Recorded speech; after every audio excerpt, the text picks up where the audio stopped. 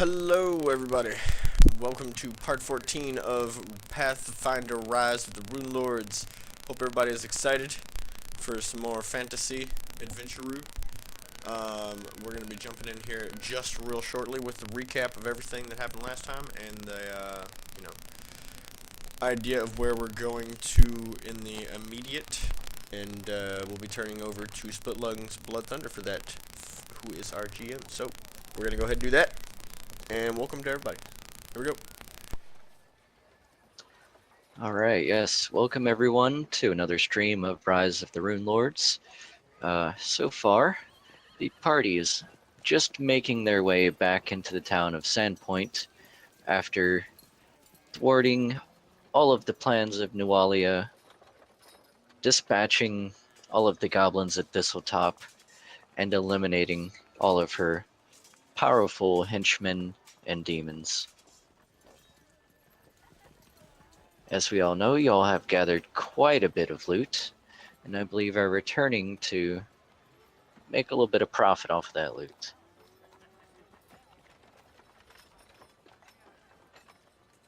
It's about midday as you make it into the northern gate in Sandpoint. The town is just as alive as ever. The guards hail you as you walk in through the gate. Many of them actually salute you and seem to be rather pleased to see you entering the town again. Nobody's noticing that we're carrying like this giant fucking golden crown. Yes, that's also something we need to cover. You also have a dark chestnut brown large horse following behind you. Yeah, that's just like our horse buddy now. Yes, this horse seems to be pretty attached to y'all so far, as you've saved it from what was almost surely just a pitiful, grungy shed it was going to die in at Thistletop. I figured they were gonna eat it. They were gonna do a lot of things to it. I mean, they are goblins. You might not want to think about what they were gonna do to it. They're goblins. It's what we used to do instead of masturbating back in Mississippi. Well, that escalated quickly. Glossing over. I said glossing over. Alright. Well, that's all I'm saying. Yes, let's also address the elephant in the room. There's a 5-foot wide golden helmet being dragged along with you. There's many hushed whispers, onlookers, and gawkers watching you as you enter into town with this vast quantity of loot.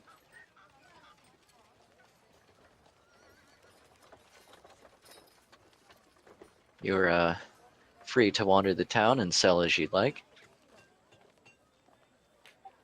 Javier would like to identify any unidentified items before we just get rid of all this stuff. Okay. So, how many are there? So far, unidentified items. There's a magical breastplate that's unidentified and a magical bastard sword that's unidentified. Okay. Yeah. Let's that see. you happen to get off of Nualia.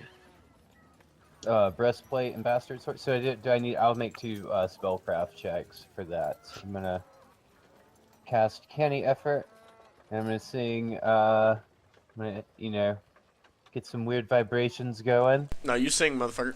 Oh yeah, no, of course. He's gonna. Javier's gonna go. I fly like paper, get high like plays. Give you catch me. Crap, I don't know all the words. Hang on, let me just. He's gonna sing. So like, there's that, and he's gonna kind of mumble. Da, da, da, da, and he's like, all I wanna do is pop, pop, pop, ching, and take your money. Yeah. Yeah, I don't even think they know the words.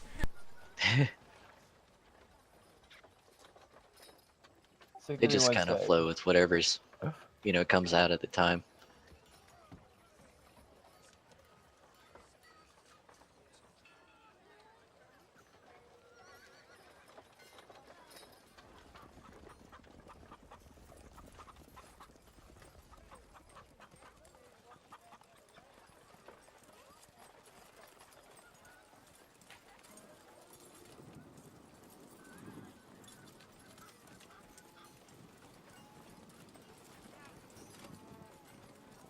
Alright. You very easily identify them both as +1. +1 breastplate and a +1 bastard sword. Which I'm selling. Sweet. You sure you want to sell that +1 breastplate? I can't wear it. It's heavy. Breastplate? That's a medium? Yep.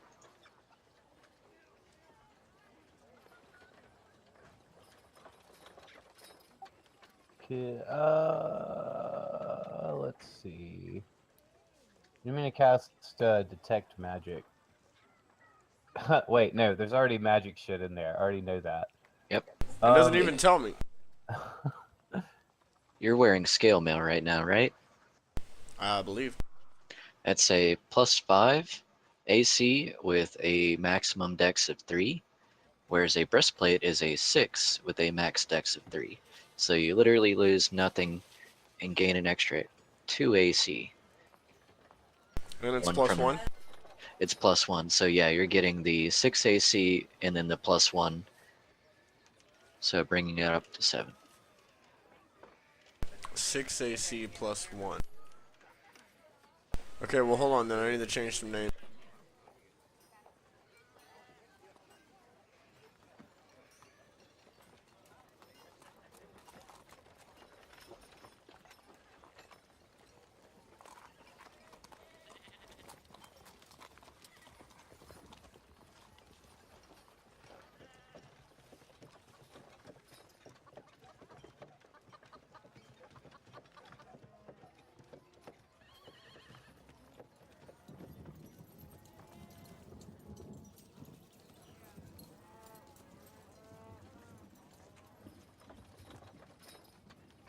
How do I make this bitch change to a 6?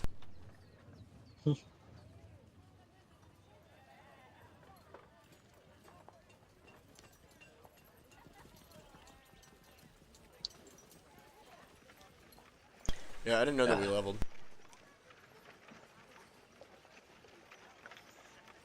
That's fine. Everyone but Dominicus levels. Fuck yourself. Okay, there we go. Now we're at a 6 AC bonus. So, don't we have like some bags of random crap that we haven't opened or anything like that? Yeah, I sold a lot of stuff.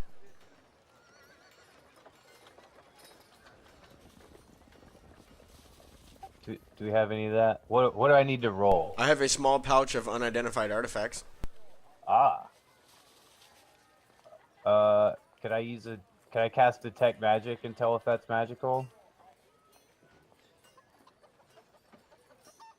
I mean, you can. If there's anything magical in there. Okay, I'm gonna cast detect magic and see if there's anything magical in the. Okay, so I'm gonna sell my skill mail, by the way. Alright, I figured you would. The artifacts, while they may have been magical at one point, the magic has long since faded away, and all that's left is a very, very faint schmeckle, A schmeckle. a very faint schmeckling of magic here and there. A Okay. smidgeling. A faint schmidgelin. All right. Oh, Javier's gonna take off his leather armor and be like, and just toss it in the pile as well. Just add it to the broth. Yeah. The footwear of a young child. He's going man mode now. He doesn't need no stinking armor. Alright, very good. I'm also gonna add an iron kilt to the pile as well. Beetle's a good doctus. Mikas tells us this.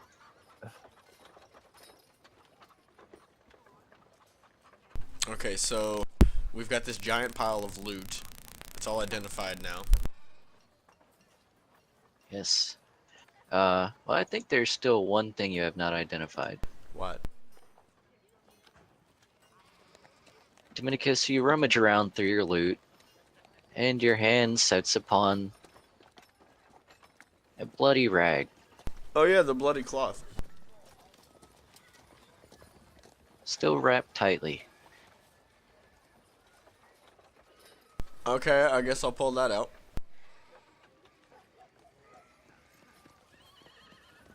Okay, so it's like there's something wrapped up in this bloody cloth. Yeah, the bloody cloth is about, we'll say about 5 inches long, wrapped around in a almost thin cylindrical kind of shape. You can feel a couple of bumps here and there in the middle. Alright, I'm gonna set it down on the ground and carefully and gingerly remove the wrapping. Alright, Dominicus, you unwrap the cloth. And what is revealed from inside, That's fine. other than a disembodied finger with a ring on it? Detect magic. You're just gonna Yes. poke the dead finger. It's, I'm gonna there's pick it definitely up. magic emanating from It's the a finger. finger. All right. In fact, more so from the ring. Can I pick the finger up and examine the ring? Dominicus looks angrily at Javier. I feel magic coming from this ring. Just want I Right. feel money coming from it. to see what it is. All right, so fuck, God damn it, I don't have any songs ready. Let me just think of one real quick. I'm gonna cast Canny Effort, and I'm gonna sing. What am I gonna sing? Oh, she said it's cold outside. She hands me a raincoat. She's always worried about things like that. She said it's all gonna end, and it might as well be my fault. She only sleeps when it's raining, and she screams, and her voice is straining. She says, baby, it's 3 a.m., I must be lonely here. It's Yeah, totally not 3 a.m. it's 7:30. 3 a.m. somewhere. But yeah, alright, so spellcraft incoming. That's usually my excuse for drinking.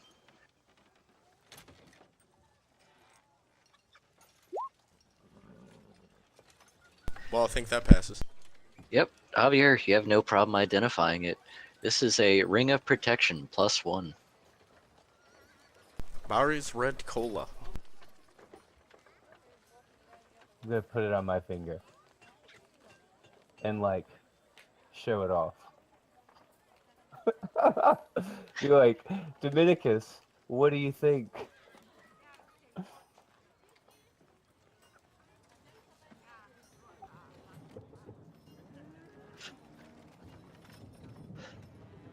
There's also something else lying in the wrapped up cloth.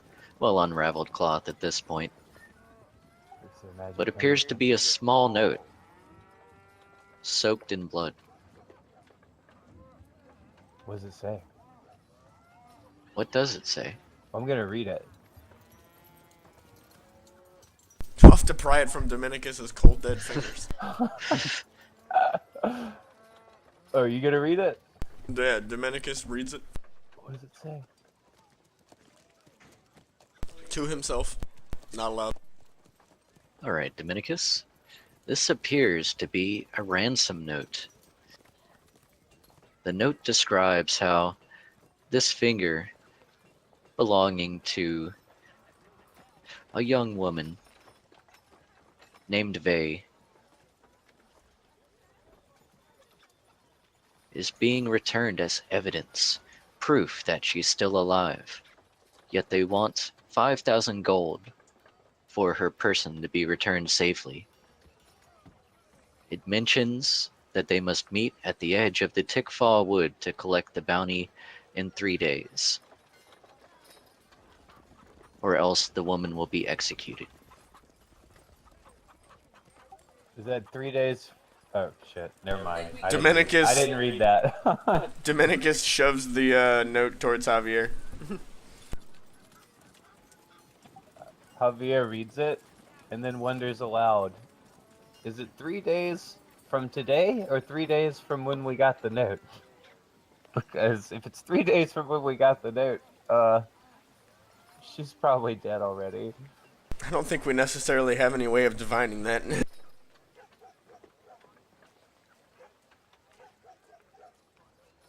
How far away is the Tickfall Woods? The Tickfall Woods is only a. It's a very quick journey. It's maybe about 2.5 miles from here. It'd take you roughly 30 minutes to an hour if you took your time. You could easily get there within 30 minutes. Should we get rid of the loot first? And then maybe go check it out? I'm gonna ask Dominicus. Do you want to go check it out? Do you guys want to go check it out? We probably should, but as you said, we should probably get rid of this extra encumbrance and fill our pockets with more gold. I agree with that, to be completely honest. And then maybe we can go save someone if they're not already dead. And if they are, maybe we can get some clues or something. Well, let's head to the shop. See about unloading a good bit of this gear. Do I need to do appraisals on all this stuff or what? Are you just gonna give me like a one lump appraisal, or best 2 out of 3 or something? Like, what am I doing? Because I mean, there's like 40, 50 items. I don't want to have to do a single appraisal for each one. Alright, you would know that the general store is owned by Vin Vendor. You could go speak with him and attempt to do an appraisal for more money. As far as your general appraisal goes of all of the mundane items go, you feel you could get about 2,400 gold out of the whole bit there. Whereas any of the more unique items, such as the holy symbols, the bits of jewelry, the precious stones, go ahead and give me an appraisal for a lump sum for all of the extras.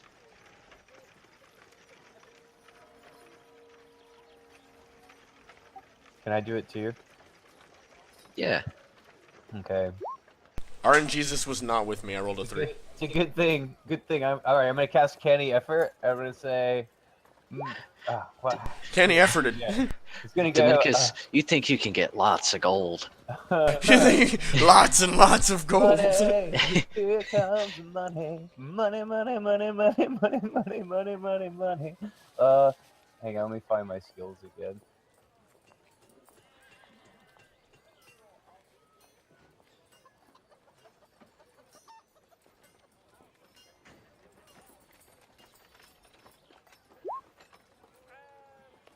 $31. Fuck you. Alright, Javier.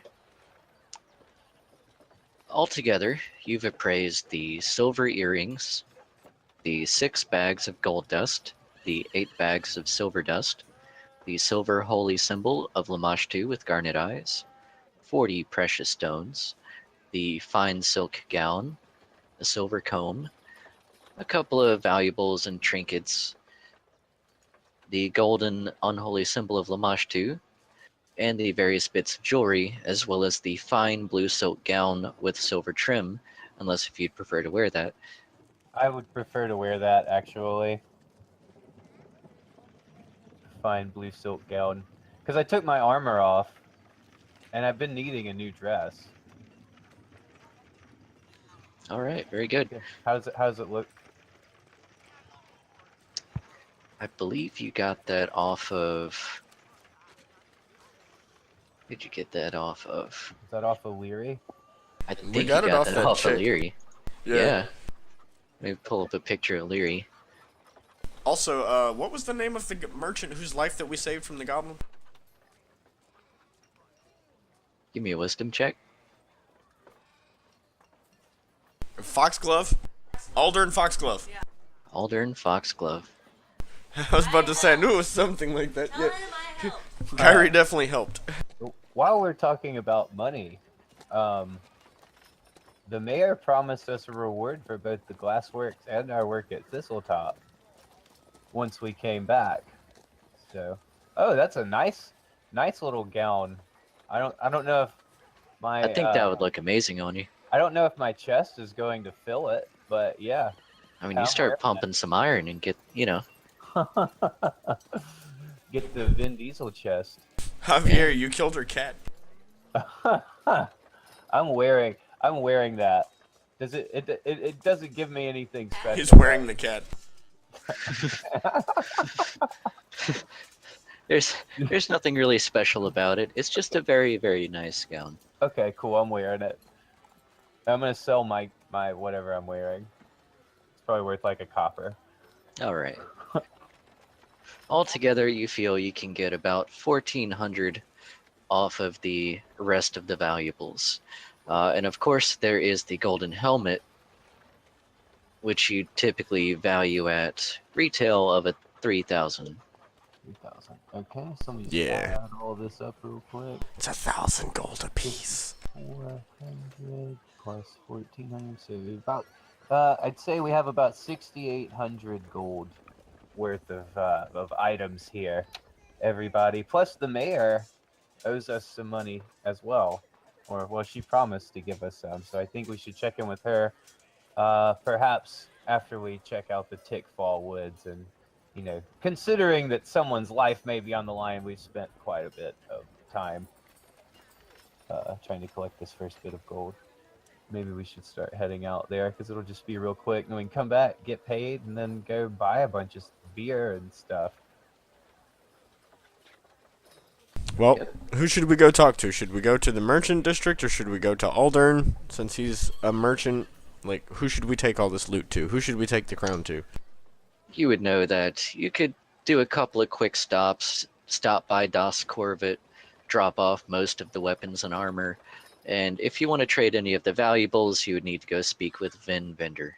Yeah, I was gonna see, because you said that crown isn't pure gold. It's not pure gold. There's a lot of brass in it, but it's purely precious metal, so you feel it would be worth a lot in scrap. Yeah, I was about to say, if we took it to fucking blacksmith guy, Corvette, would he be able to separate the metals for us? That way, we could sell them for more? He would probably give you an offer. Okay, so let's head to the blacksmith first and see about unloading all of our weapons and gear and Word. All right. You make your way to the Red Dog Smithy. Whoosh. Right about here.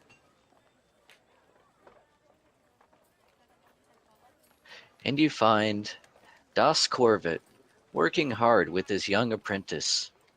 The young woman shies away as she sees you enter and heads to the back of the shop.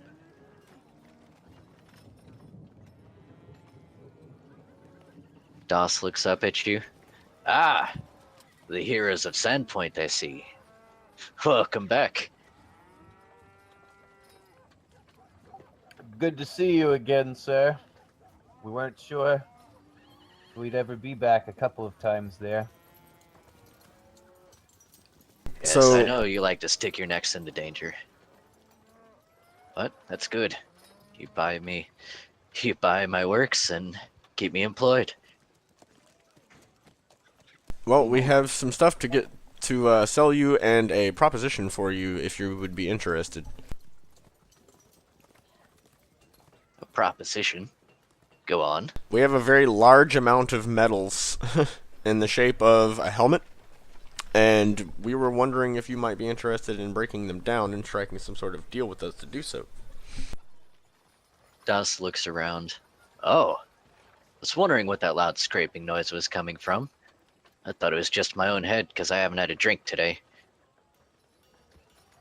But yes, I do have a forge here in the back, and it would take some time, but let me take a look at that. Okay. Well, we'll lead him outside. I imagine we can't, fit this thing through the door. It's, that the Red Dog Smithy is open air in the front, where he has some of his workshops and Okay, so we could just, stands. drag it up to the front. Exactly. Okay. Alright, yeah, we'll just, like, you know, bust the tarp off of it and let him take a look at it.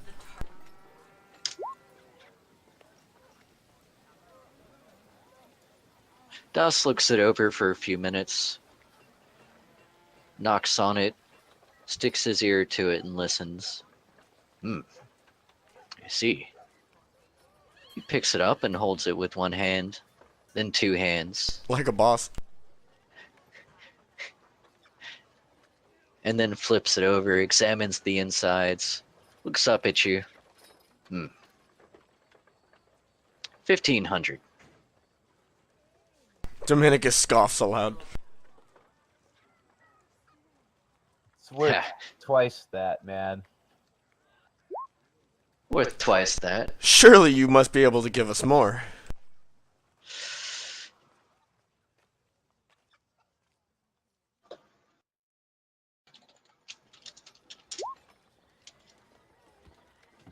All right. I guess you are the heroes. It's worth giving you some money. I'm sure it'll come back anyway. 2,000. Final offer.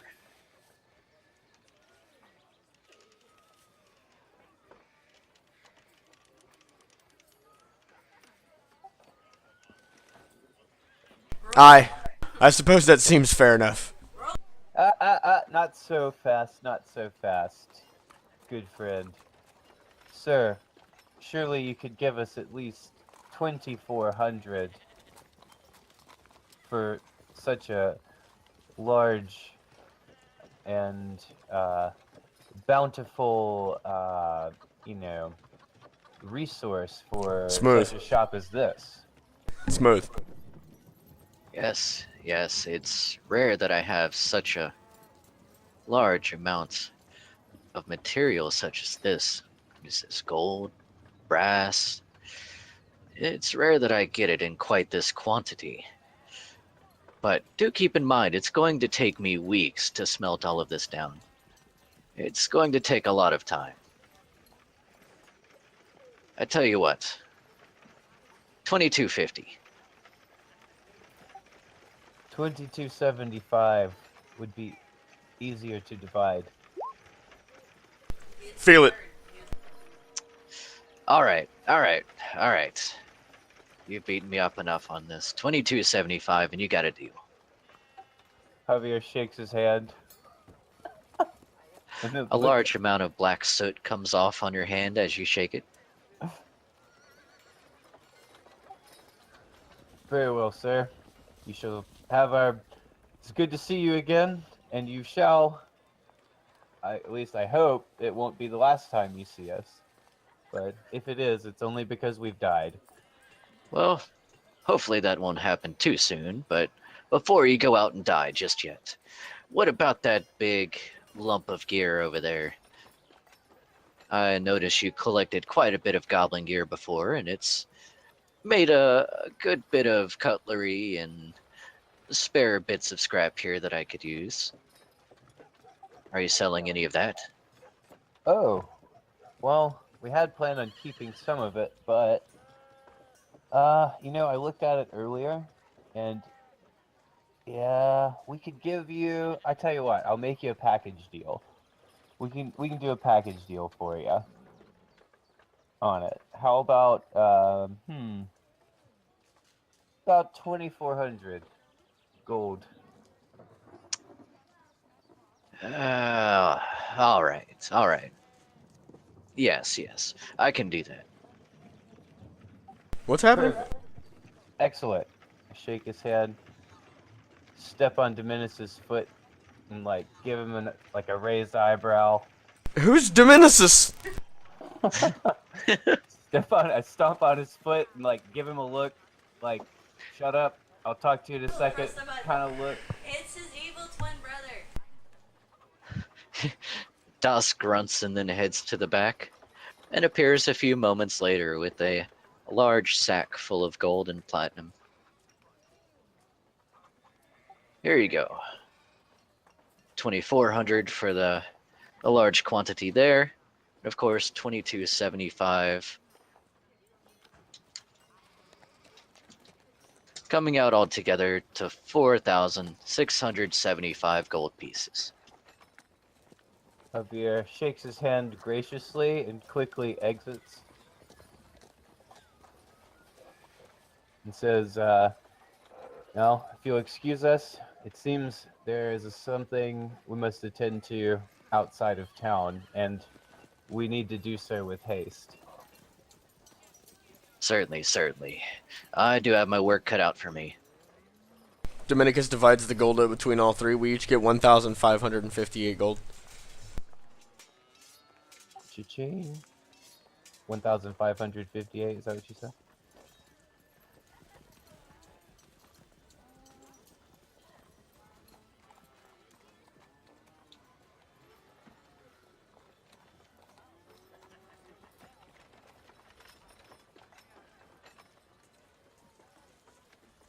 He yells in Dominicus the back. tucks his gold into his robes. As you're divvying up the gold, he yells to the back. Ego, get out here and help me carry this stuff. You hear a soft whisper from inside. In a minute. Alright, well, you carry on. Well, just leave this here. We'll take care of it. Alright, well, thank you so much. We'll be back with anything else that we might find.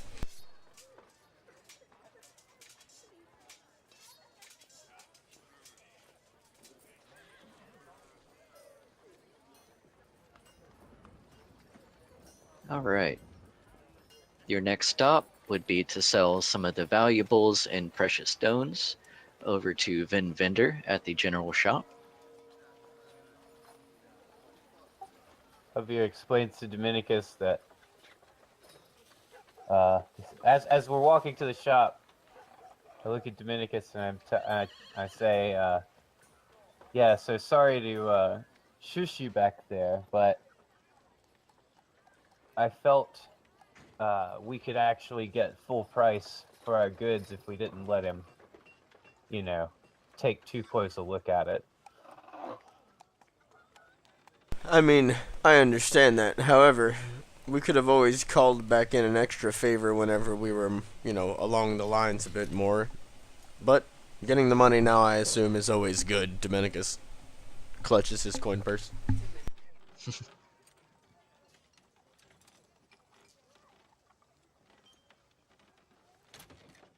So do we make it? So what? We're at the other shop now, I guess. Yes, you The head Merchant Guild. southwest down the street until you reach the pier, and then just about a block west over to the general store of Sandpoint.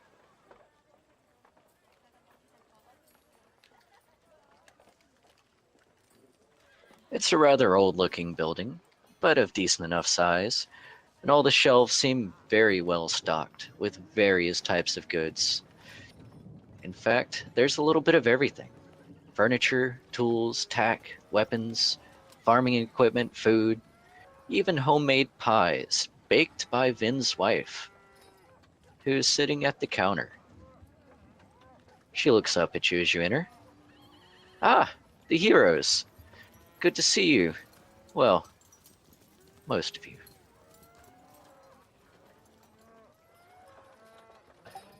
Good afternoon, madam. We've come, potentially, to see if we could work something out between ourselves and yourself and your fine establishment for a few knickknacks, trinkets, baubles, things of that nature that we've found while defending this glorious town of Sandpoint.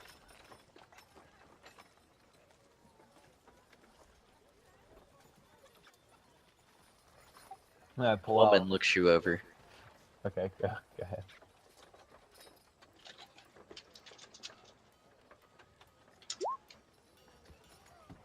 You. I recognize you. I assume you've come here to apologize. Yes, ma'am. I have indeed come to apologize. What am I apologizing for? How have I wronged you? I'm a little confused.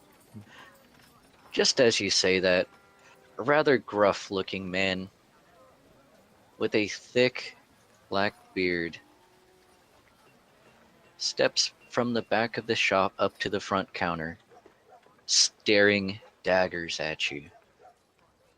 Ah! Ah! I recognize him, don't I? Javier, you recognize him. He recognizes you. There's some recognizing happening. Uh, Dominicus notices them noticing each other. uh, Maybe. good sir. Uh, I'm sorry. I didn't realize this was your store. Before we can do business, apologies are indeed in order. Um, uh, sir, when I saw your daughter in the marketplace, I was in the town square. He coughs loudly as you say the words. I was just struck by her beauty, sir, and I just wanted to spend any kind of time that I could with her. So I spoke with her, and she said that you guys had some rats in your cellar, and I was, honestly went down there with the most pure He had good intentions intention. of clearing out some rats from your home and treating your daughter to a lovely evening afterwards.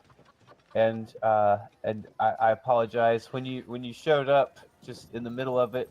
I panicked, and I should not have reacted the way I did. So I hope you can find it in your heart to accept my apology, and perhaps we can put the past behind us. The man grips a nearby woodcutter's axe behind the counter and examines the blade and looks back up at you. Looks back up at that diplomacy. Do you know how sharp this is, boy? The sharpest in town, sir. It's apparently really sharp. It is indeed a very well crafted axe. In fact, it's masterwork. You see, I provide these to the woodsmen and the mill workers here. I've seen this axe tear through a log in a single strike, splitting it instantly with a single chop. Ah, I could imagine it would do a few things to a human skull, don't you? Gulp. Dominicus whispers the word Ketsarum. Javier says, I don't think that will be necessary. A large Sahid a large Sahedron rune appears in front of Dominicus. Now, there's no need to bring magic into here. I've had enough of that from you and your kind. I understand you're going to be here to make excuses and probably ask favors of me. But I think we can make an agreement. You keep your eyes and your hands off of my lovely daughters, and I will promise to keep my hands off of you. Did you just say daughters plural?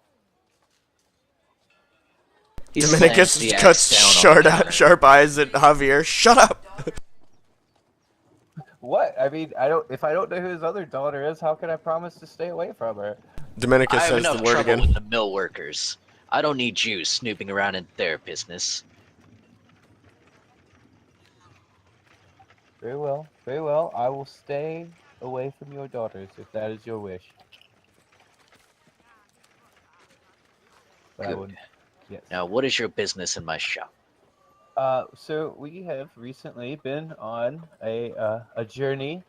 We got news that there could potentially be an attack on Sandpoint, so we went to check that out at the request of the mayor. And along the way, we found a few random knickknacks, trinkets, baubles, things of that sort of thing, and we were hoping to potentially work something out with you for them. So you want to sell your ill-gotten gains?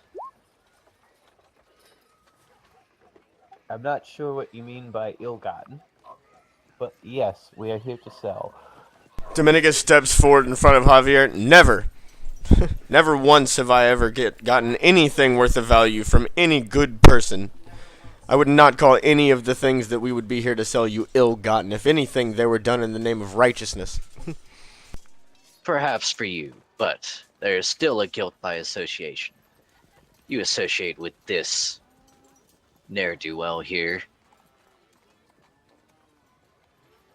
I can only take your word so far. Javier whispers to Dominicus, he's jealous of my dress. Dominicus looks to Javier. You're an idiot.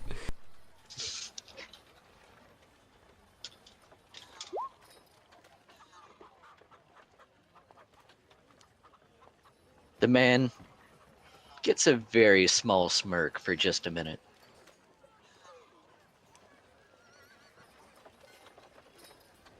Dominicus Yes. walks back to the other corner of the room, shaking his head.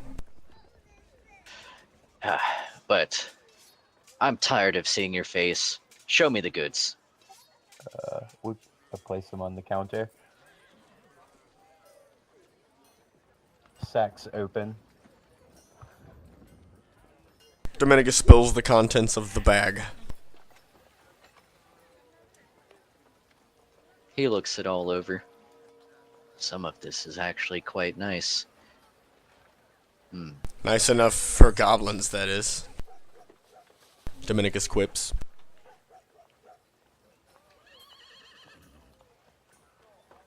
$300.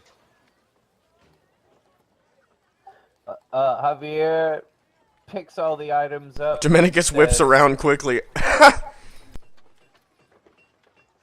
I'm just gonna pick all the stuff up off the counter, push it into Dominicus's chest, and say, "I think we should probably do business elsewhere." Dominicus disappears it into his robes. I agree. All right. I'll give you 1,000 if you promise to keep this one out of my sight. Dominicus pulls it out quickly and slams it on the table. Deal! All right. He looks Javier over. Deal starts now. I go invisible. That's not true. Hang on, let me make a stealth check though.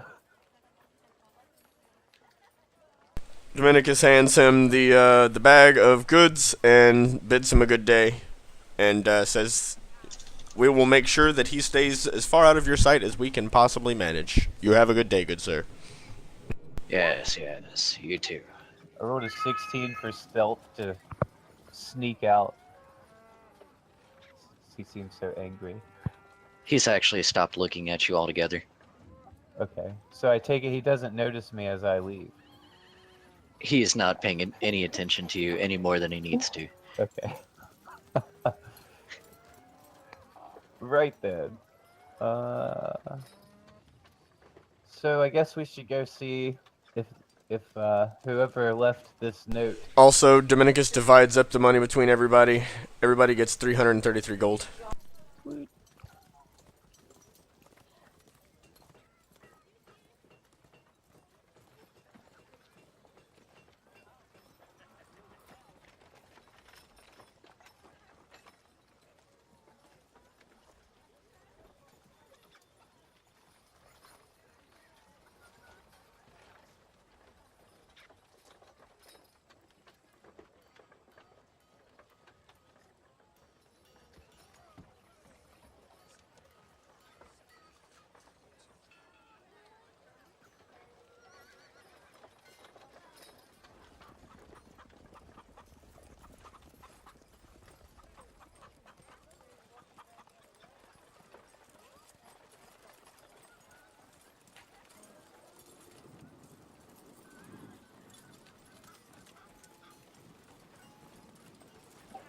Javier puts the money in his little money holder and says, maybe we should go see if we could still save a life today.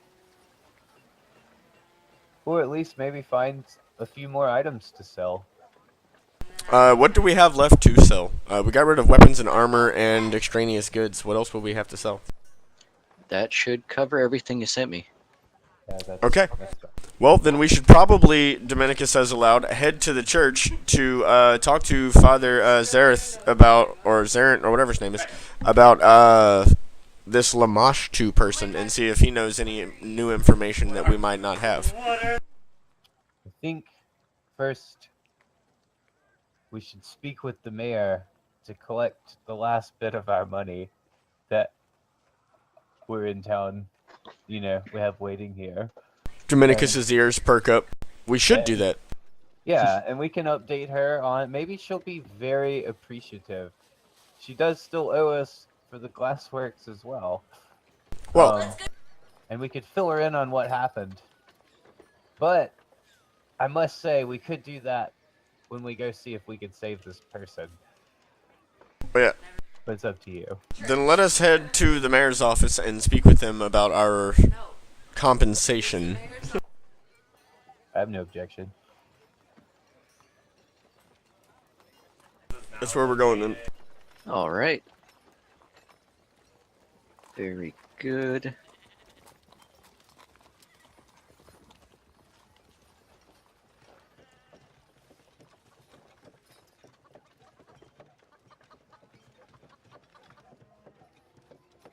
And everyone makes their way north up the street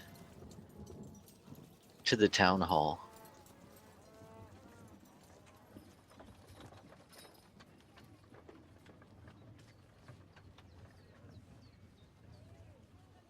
You're greeted by several guards who seem to know you all by name. They salute you as you enter into the building and say, "Yes, the mayor's been waiting for you. See you're inside." You make your way inside and find the mayor sitting down, reviewing details with a very familiar elven woman.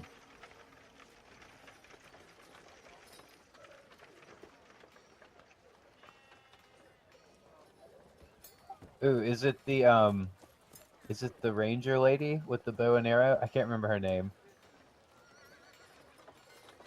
Yes, it is. Javier gets a glint in his eye as he sees, what's her name again? What is her name again? It's Dude, you got me on that one. Hold on, Wiz. I remember it sounded Japanesey. Like anime. Sounded like an anime name. Damn it.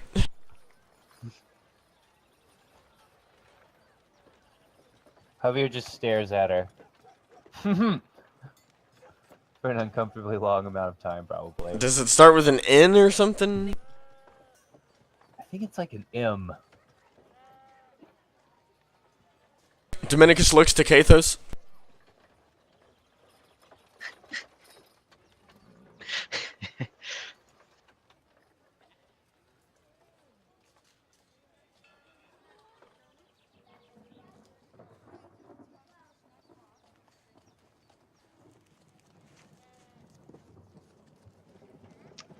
Okay, I don't remember any of their names, and I didn't go through the trouble of writing them down.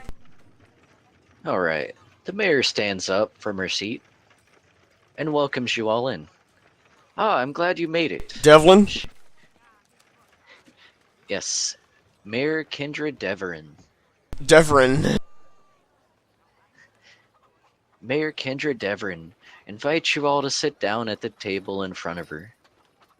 Ah, you see, I was just reviewing the details with the goblins here with Shay Lilu. Shay Lilu, that's it. Shay Lilu quietly looks up at all of you. Looks at some of your gear. Some of your blood-soaked weapons and armor. I see you've been busy. Javier does a little twirl in his new dress. She cocks an eyebrow and looks you over. I shake my tail feathers at her. You have tail feathers? You're a fucking human. Shut up. It's a metaphor, okay? She looks back down at the map. Thistletop. It's no longer. I see. I've been looking over the recent goblin command chain lately, and over the past day or two, it seems that the other goblins around seem to not really have any kind of organization. They don't seem to know what to do. I assume that has to do with your deeds at Thistletop. Tell me, what did you find? We found many of the goblin leaders you mentioned, if not all of them. And Dominicus chimes in. We found 2, if I remember correctly. Her eyes widen. Which 2? Well, we did find a very large bugbear engaged in carnal activities with a few goblins. We believed that that might be your Brathasmus that you spoke of. we also killed a goblin who rode on a lizard. And a woman named Nualia. You can see one of her eyes has begun to twitch. You killed the bugbear. It was not easy, but yes, we did. My friend here is modest. It was pretty easy. Killed that bugbear. I should know it was not, but I do believe that you're much stronger than I gave you credit for. While I had hoped he would die by my hands, I am, in a way, relieved to hear of his death. Well, if it's any compensation for you, his death was not swift. Good. And Rip Nugget as well? Indeed. As far as we understood, that was the goblin which rode upon the lizard. Mayor Devrin chimes in. Did I hear you say Nualia? Yes. Yes, she too as well fell, although it was not quite as intended as things happened. A very dark look crosses over her face. I haven't heard that name since the late unpleasantness. We encountered her in the company of a Yeth hound and with some sort of Lamashtu tattoo on her. Lamashtu, the mother of monsters? The very same. That is disturbing indeed. Dominicus tosses down the journal of her explaining everything. Except for the part that, he tore out. With a shaky hand, she reaches down, grabs it, and reads through it. She and Shaylulu speak about it for a few brief moments, and then look up at you with dark, somber eyes. Yes, you've done a great deed. I see it went much deeper than we expected.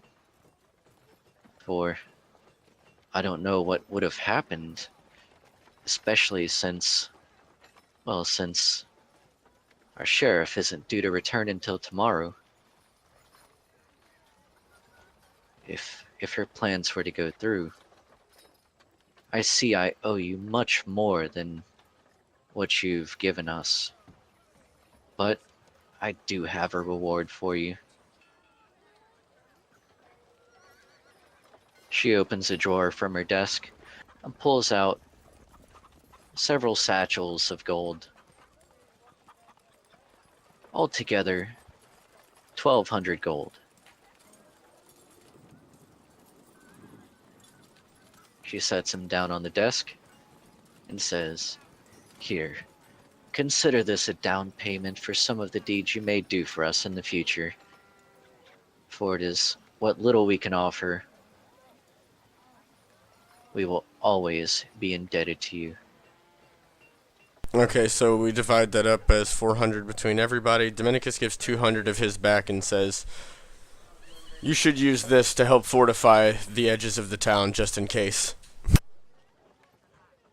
Yes, yes, we definitely will. I appreciate your generosity in this matter. Well, as much as we like to help, we can't be everywhere at once. It's just a precaution. Well, I'm sure Sheriff Baylor will definitely need your help whenever he returns, so I wouldn't be too generous with our offerings, but I do appreciate it. Well, unless there are any more pressing matters or immediate concerns, I have a meeting with Father Xantus at the church to discuss the matters of this Lamashtu person and anything that he might be able to help us shed light on. Alright, very good. We will send word for you whenever the sheriff returns if he needs anything. Please do so. Shaylee looks you over. I appreciate your work with the goblins. I would definitely call upon your aid should I ever need any other services in the future, if you are so inclined. We would always be. As long as it helps do good, we'll be there. At least I will. She looks Javier over. And keep dancing, pretty boy. Yes, Mama. They return back to their studies, and y'all are free to leave. Okay. Javier. Ah, man, I really want to go save this person. He's stressing me out. And we are going to, but first, we have to find out more about this mother of monsters. I'm sure that this isn't going to be the last time that we encounter her. Okay. Well, all right. So while I have someone I need to talk to as well. So, how about we each have our separate meetings and then we meet back up to go and see about the contents of this letter. Okay, then. Dominicus pats Javier on the shoulder and says, "Then we'll meet back here." I cast Mark. And then Javier's gonna head off to the magic school while they go to the church.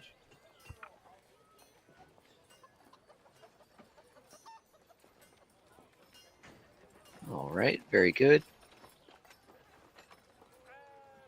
So Dominicus, you're headed to the church to speak with Father Xantus. Oh, actually, instead of the magic school, I'm gonna go to the other shop. Actually, the like burned down shop.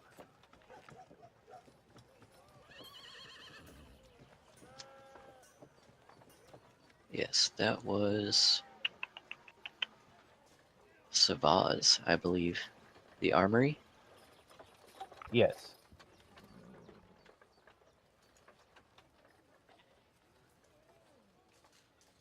Alright, let's go ahead and do the armory first. Okay. Javier, you make your way down a couple of blocks down to Savaz Armory. You definitely recognized the building, as you described. Seems to be a shop run out of a building that was burned down. You've seen that there are a few repairs that have been done since you've been to it, but still, all in all, there's still several charred planks and holes here and there within the wood. Sava looks up at you as you step into the shop. Ah, you've come back, I see. Indeed, I have. I'm very interested in that headband from earlier. Do you still have it? She pulls it out. It's laid out on a small pillow from behind the counter.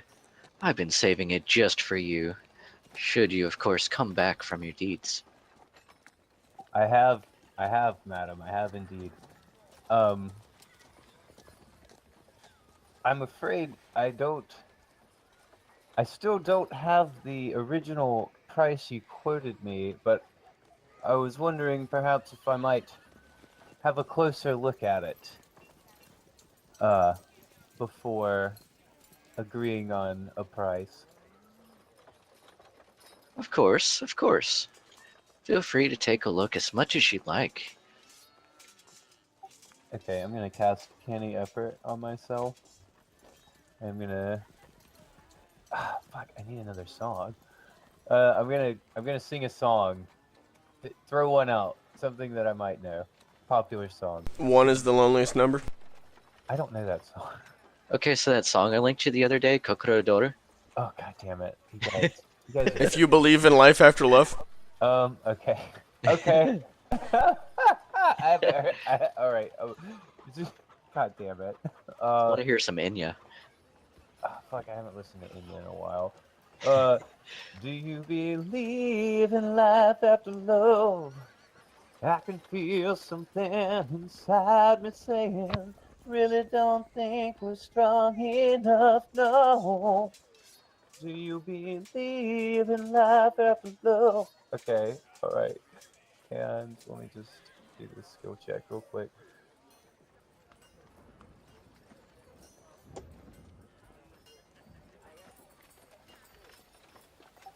Would a knowledge arcana check be alright? Or like a spellcraft check, maybe?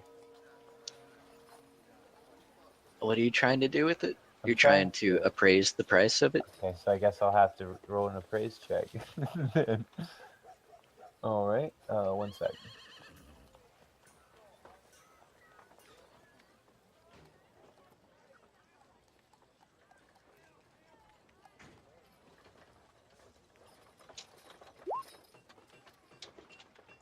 $20. Alright, Javier. You know that retail with a plus The price is wrong. price is wrong. For a +1, you realize it would cost you about 2,000 gold pieces. Whoa, that's not what I read. Retail, of course. No, what I read was way more expensive. She quoted me 5,000. I believe for a +2, she quoted you 5,000 previously, and however you feel you could realistically retail it for about 4,000. Okay. Maybe get a hero discount. Is this somebody who's like putting enchantments on stuff? Okay, so. So it's worth about 4,000, right? That's what you The said? +2, yes. Okay, I'm gonna look at her and say, this item, madam. Now, I would never accuse you of anything. However, I know this item to be worth, at top dollar, only 4,000 gold. But have you seen my shop? I have so many renovations to do. Forgive me if I'm a bit greedy, but these walls don't build themselves. I do understand that, madam. Trust me, I do. However, I do feel a bit slighted as one of the town heroes. I do understand your need for the money. And, you know, I am willing to pay you a healthy sum. Being one of the town heroes, I feel that should get me a bit, and not only that, but it's quite an expensive item. Perhaps. Equivalence exchange in this world is 100 to 1? 10 to 1. 10 to 1? Yeah. Okay, thank you. Yep. Perhaps we could work something out.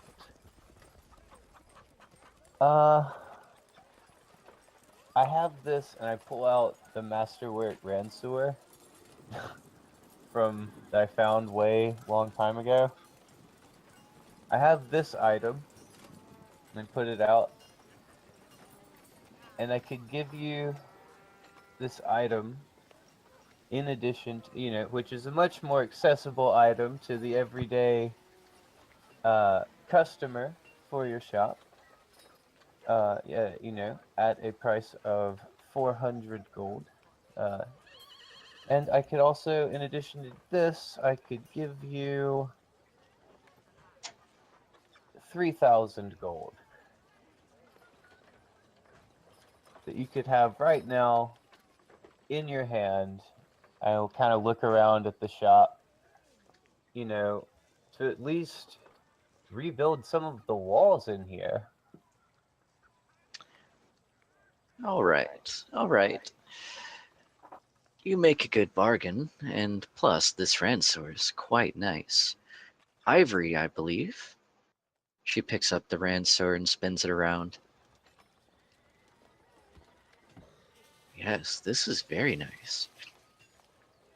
Okay, I tell you what. 2,800 and this ransor, and you got a deal. I shake her hand, thank her heartily, and tell her I will be back, and I will be sure to tell my friends about this fine establishment so that we can all come and spend our money here and help you get your building back to the way it was. I appreciate that. I have a feeling you and I are going to become good friends. Indeed. And you still have another headband, do you? Well, I know how you felt about the cost of the +2. Mm-hmm.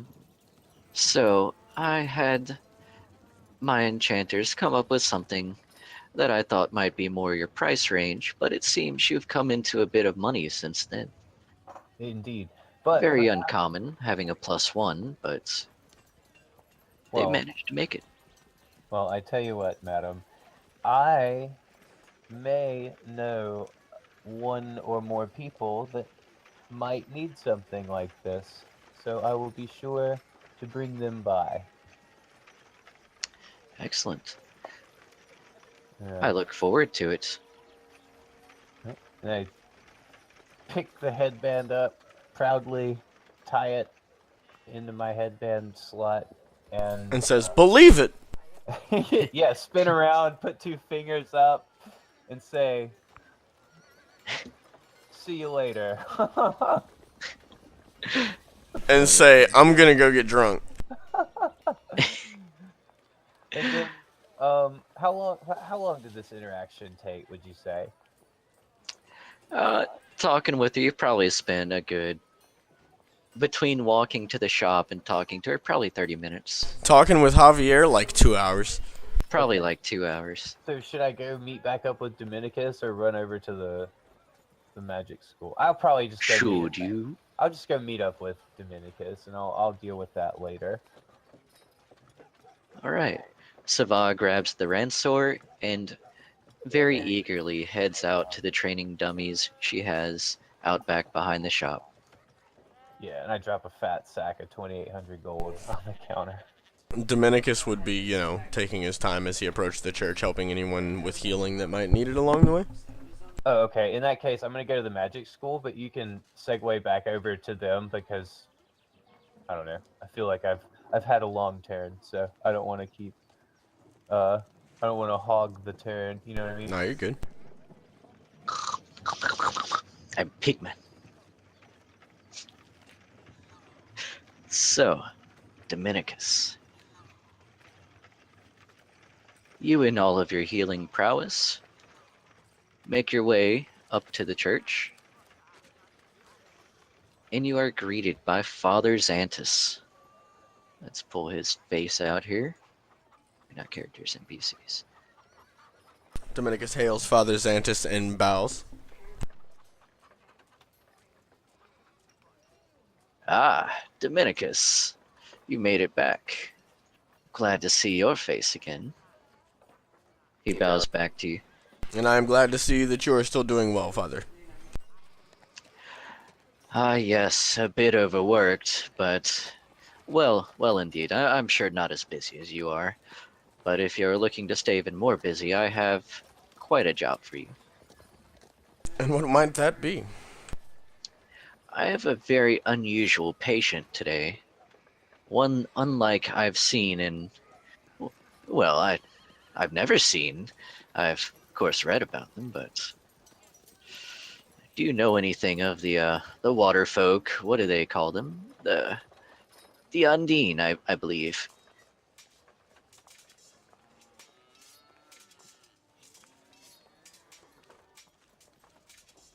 I'm not quite sure how to approach their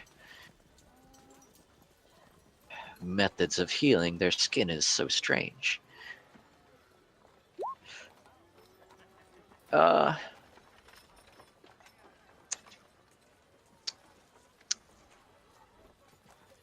do you have?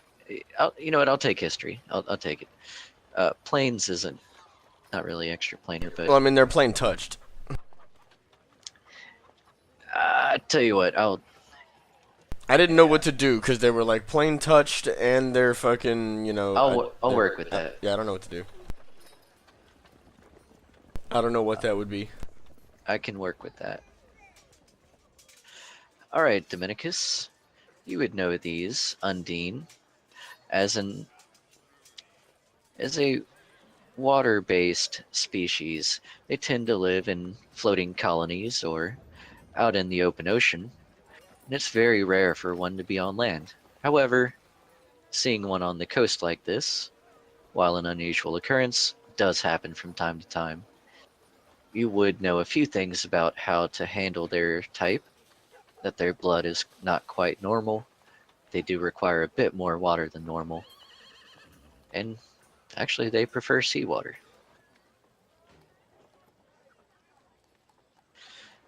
So, yes, you know quite a bit about them.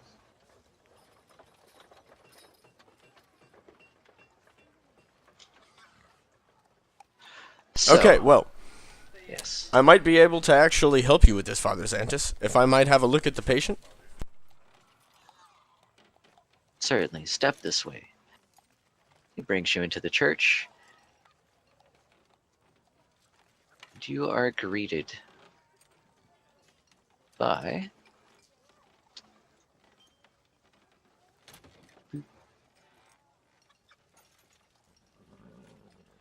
blow him up a bit.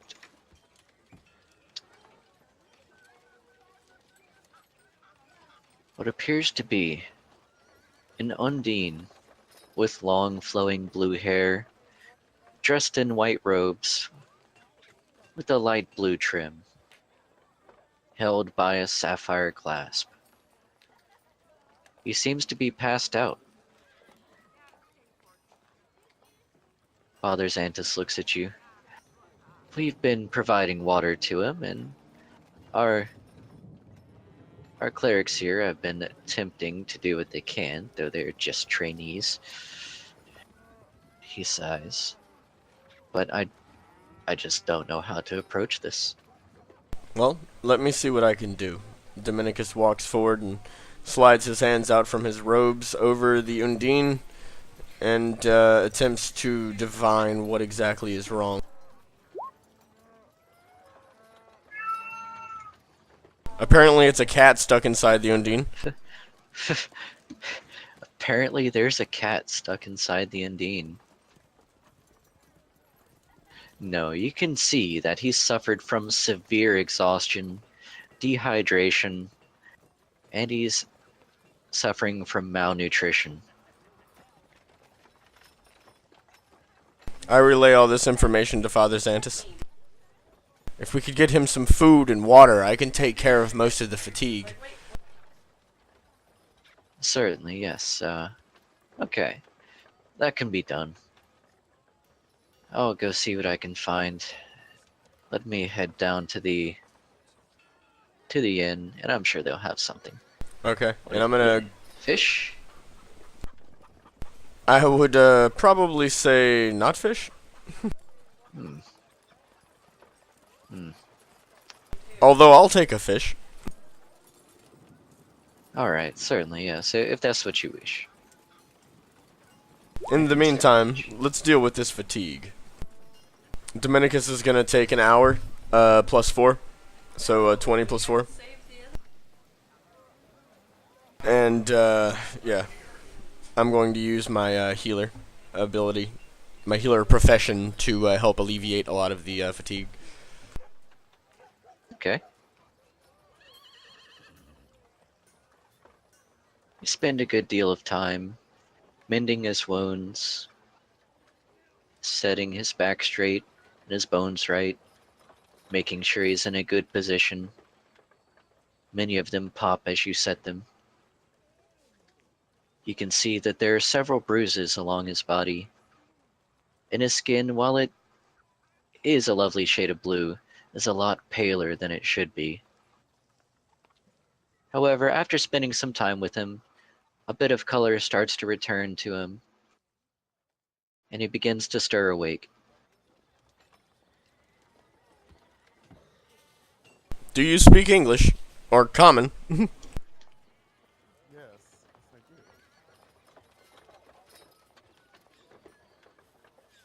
Hold on, we're having technical issues.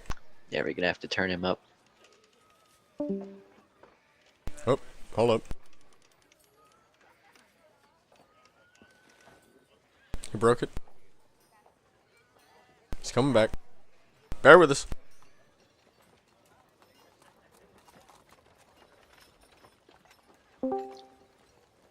Actually, I think I have a thing for this.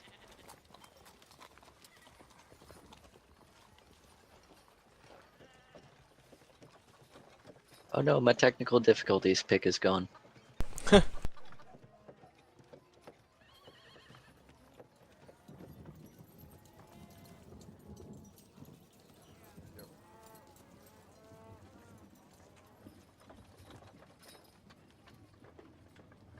Yeah, he needs to turn up amplification for his microphone because he's in like one of those little quick ones. Alright. Sorry, we should have troubleshooted this before. You bastard. You bastards. Is he gone yet?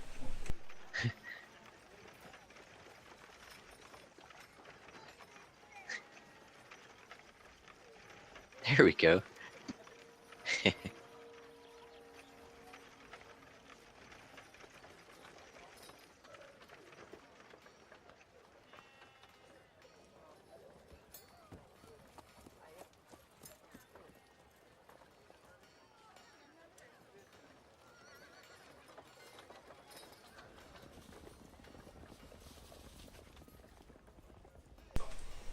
Yes, I can speak common.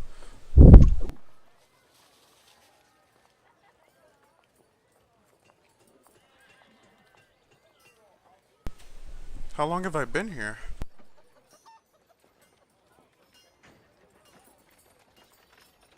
I'm not quite sure.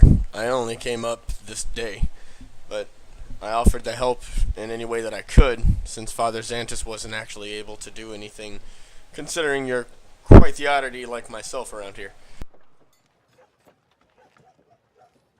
One of the nearby clerics chimes in. You've been passed out here for, gosh, it must have at least been a day and a half since you washed up. Oh my. I hadn't realized. I just came to this place hoping to find healing, and next thing I knew, I was just passed out.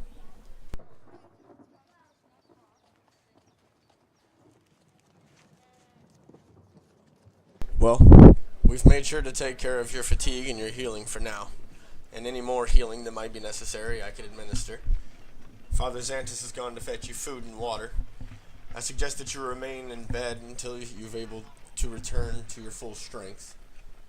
And then we might have a few questions for you, and I'm sure that you'll have a few questions for us.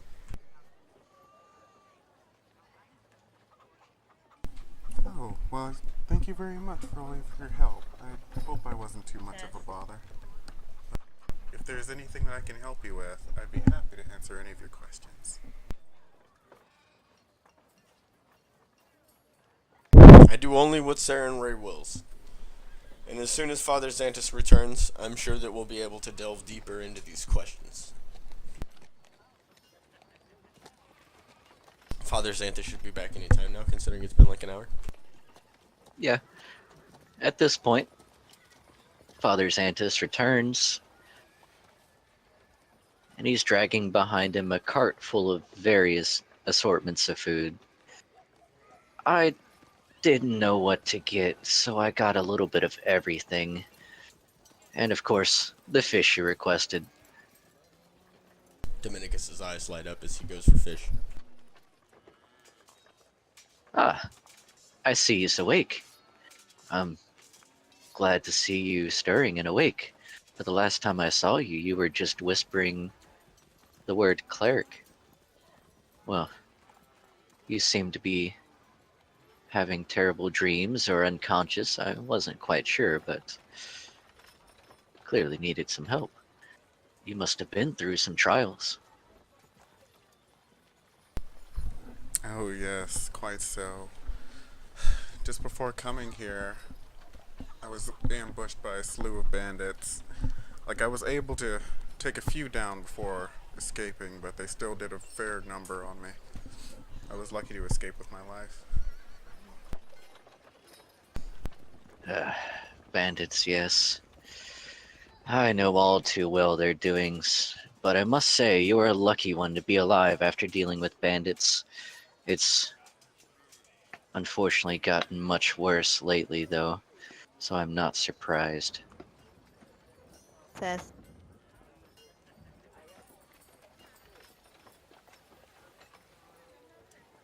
Either way, I'm glad to see that you're awake and well. Oh, what'd you say, Kyrie? I'm sorry, I was just testing his mic.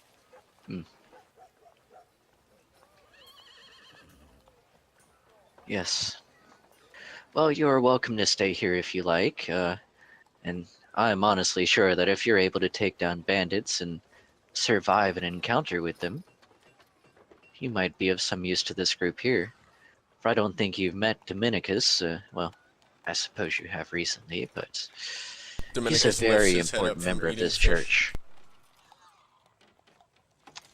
Yes, yes. He is perhaps our most valued member that we've had in years. He will certainly do you well if you were to work along with him. Oh, yes, if there's any way that I can help you, I'd be happy to.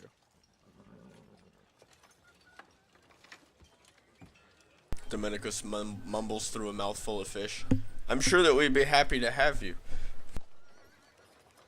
Oh, well, I'm glad to hear it. Oh, I'm Corvic, by the way. Was it Dominicus? Indeed, Dominicus pulls the roasted fish stick out of his mouth and bows.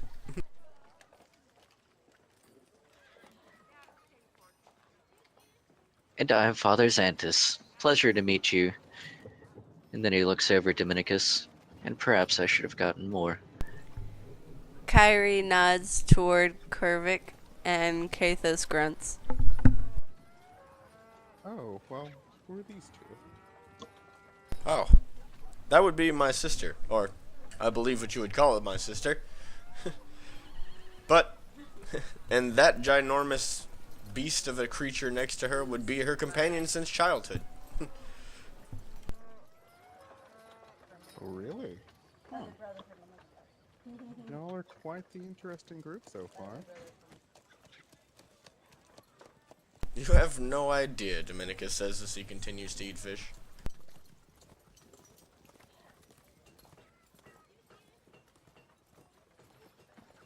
Well, what brought y'all into town?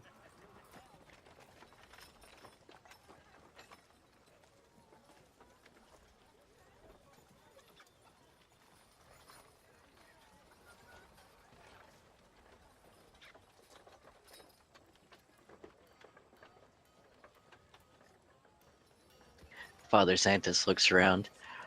I don't think it's so much what brought them into town as what kept them in town. Indeed. You've What come at actually a brought rather us interesting into town. time. The original reason that we were here was just passing through, but as Father Xantus said, there were circumstantial things that happened that required our attention, and thus we're still here. Saren Ray cannot allow me to turn a blind eye to citizens in need, especially whenever they're being threatened by such scum as elves and as Oh. sorry, as goblins and orcs and the undead. Well, I guess I should make a prayer to Saren Ray then. Kathos looks over Korvik. Kyrie says to Kathos, "It's okay. You don't need to worry." Somewhere, Shaylulu chokes.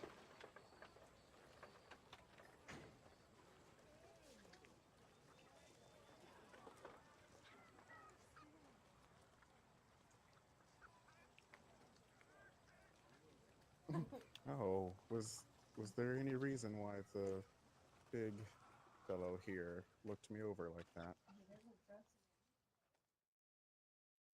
Dominicus chimes up. No.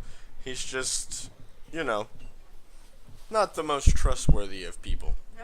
And his number one concern is making sure to take care of Kyrie. It's not that he's untrustworthy. He doesn't trust other people. Oh, I see. Okay, well, I don't think he should be too concerned with me, especially in my current state. I don't think there's much I can do.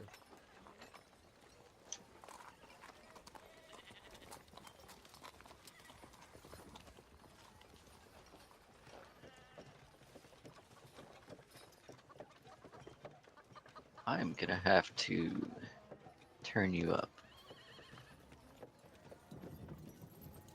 Alright, speak now? Yo. That's better, okay. Alright.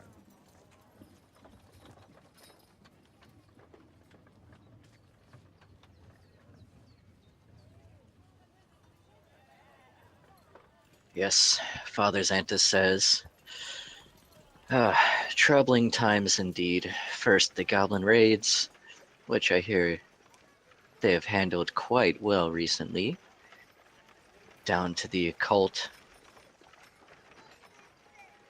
And recently we've had a few more murders. Though I suspect they might be bandits, it seems to be a bit too common. I hope you do stay safe as you continue to adventure.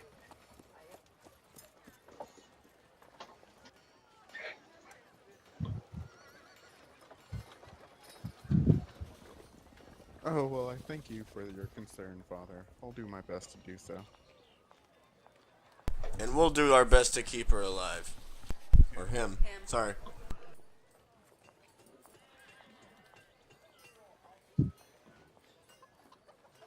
Alright, well, I appreciate all you've done, Dominicus, as always. Here. Please take this. And feel free to share with this one as well. He pulls out 2 potions of cure moderate wounds and hands them to you. Once again, Father, I am always in your debt. You grace us with such grace of Saren Ray. Words are hard. Yes, but your generosity is beyond most as it comes to the church. I look forward to seeing you again, but I do have duties to attend to, so I must take my leave. As well do we, Father. Until we meet again. Dominicus bows to Father Xantus. He bows back. Alright, let's head out. With our new companion, I assume is joining us. I would love to.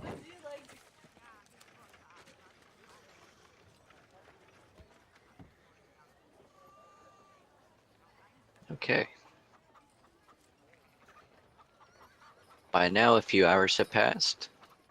Javier, I believe you've spent some time studying at the school. Oh yes. Do I, All right. Yeah. Did I need to like talk to? So far, nothing out of the ordinary.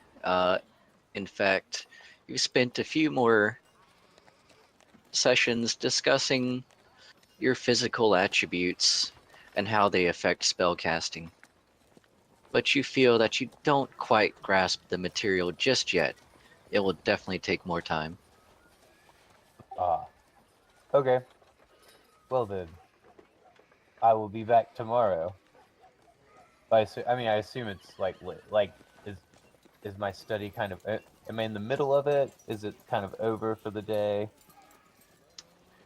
He actually has another class heading in for the late afternoon class, Uh-huh. so he must take his leave anyway and attend that class. Okay. Well, I let him know that I will be back tomorrow to study again.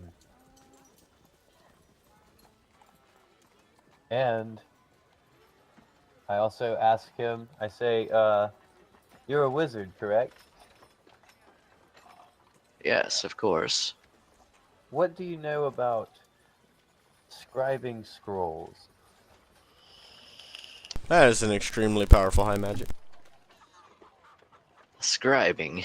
Ah, you seem to have come to the right place.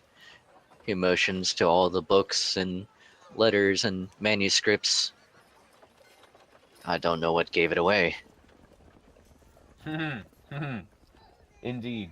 Well, that is something I would also like to study with you, beginning tomorrow, if you don't mind, good sir. Yes, let it always be known that Ilsauri does know how to write a damned good scroll. And anyone who ever asked me where I learned how to write such a damn good scroll, by the end of this, I will let them know that Ilsauri was my master. Dominicus, Kyrie, and their new friend Corvic are going to start heading towards where Javier's mark is sending them.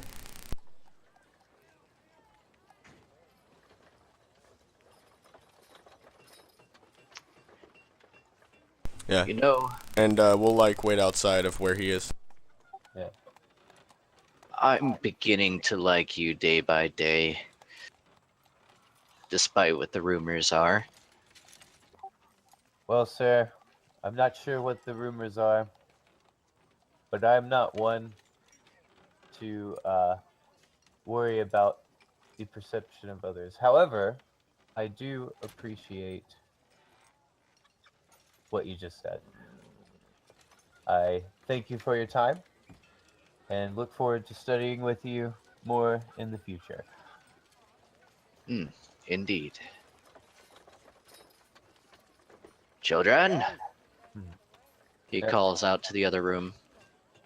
And I kind of Settle yourselves and open your books, he yells as he walks into the room.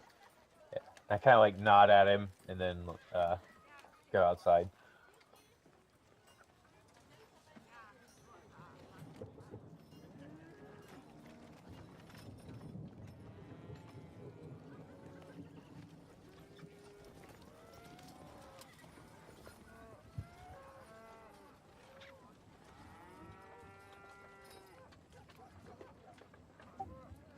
I guess Dominicus and them are outside.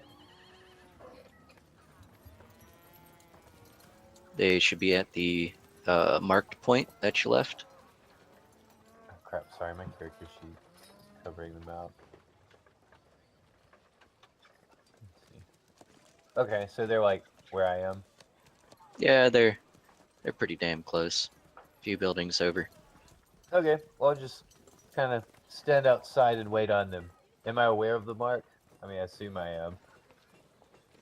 I would hope so. It's visible, isn't it?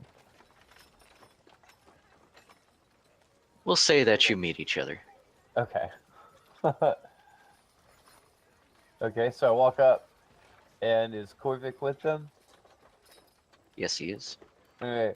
Holy crap, what is that guy? Wait, what did he ask? I said, holy crap, what is that guy? Question mark. Yeah, we're all out here. Okay. Dominicus motions to Corvic and says, "This is our new companion, apparently. We found him in the church with Father Xantus in not too good of a state. However, we managed to get him stabilized, and now he's agreed to come with us, in the meantime at least, to help us out." Excellent. We could always use more help. I reach out, and I shake his hand, and I say, "It's great to meet you. I look forward to working with you in the days to come." How did your meeting with Father Xanthus go, besides gaining a new friend? Well, he wasn't able to tell us much on the Mother of Monsters, unfortunately, considering he was busy with duties. But we gained a new ally, and I honestly think that that's the best that could have come from the situation. Dominicus also reaches into his backpack and he says, "We also received these," and hands Javier one of the potions of cure moderate wounds. Ah, thank you. So if we don't have any pressing matters, I actually need to study here for a few more days. What of the girl? Which one? Dominicus hands him the note again. Oh, yes. Oh, yes. Well, we picked this note up about a week ago, didn't we? It was a couple days ago. Yes. You got it Okay. on your way to Thistletop. Well, my studies are done for the day, and it's not far from here. So let's go, let's go see if we can potentially still save someone. I mean, I'm not saying that we can.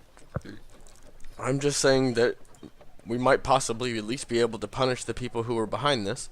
Indeed. Indeed. And I think also, if we can potentially save someone, it is worth going for. Dominicus rolls a perception check. Fuck me. I notice he's wearing a goddamn headband. He does have a headband, a rather nice headband on. Oh yes, oh yes. I see you've noticed my headband. It just so happens that I found quite an excellent armor crafter, and arms and weapons dealer in part of the town that was burned. And she does happen to have another one of these headbands. Not quite as nice as mine, but still pretty nice.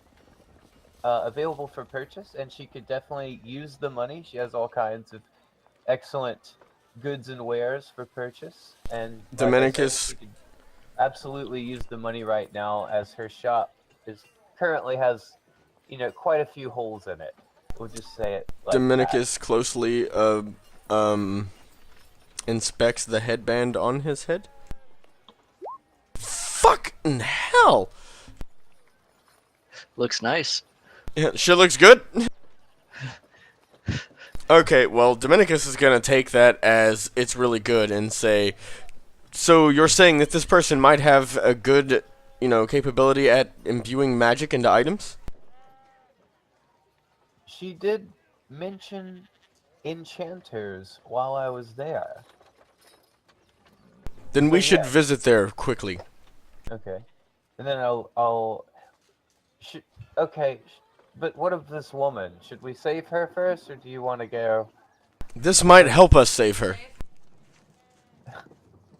Good enough for me. So I lead them to the shop.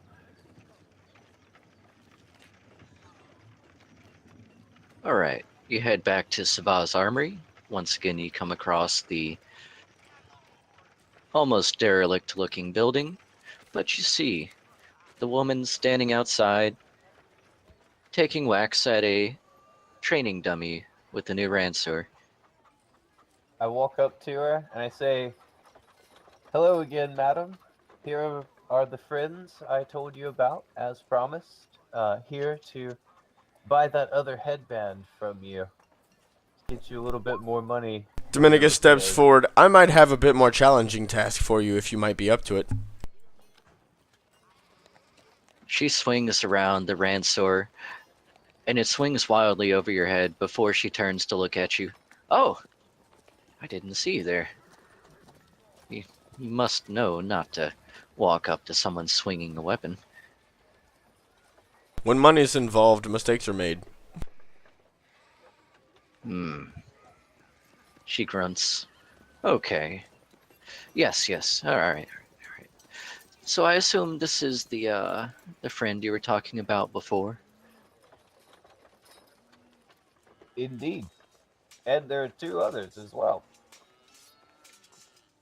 Yes, I recognize the cleric, the caster, and of course her beast of burden, but this one, the blue one, I don't know.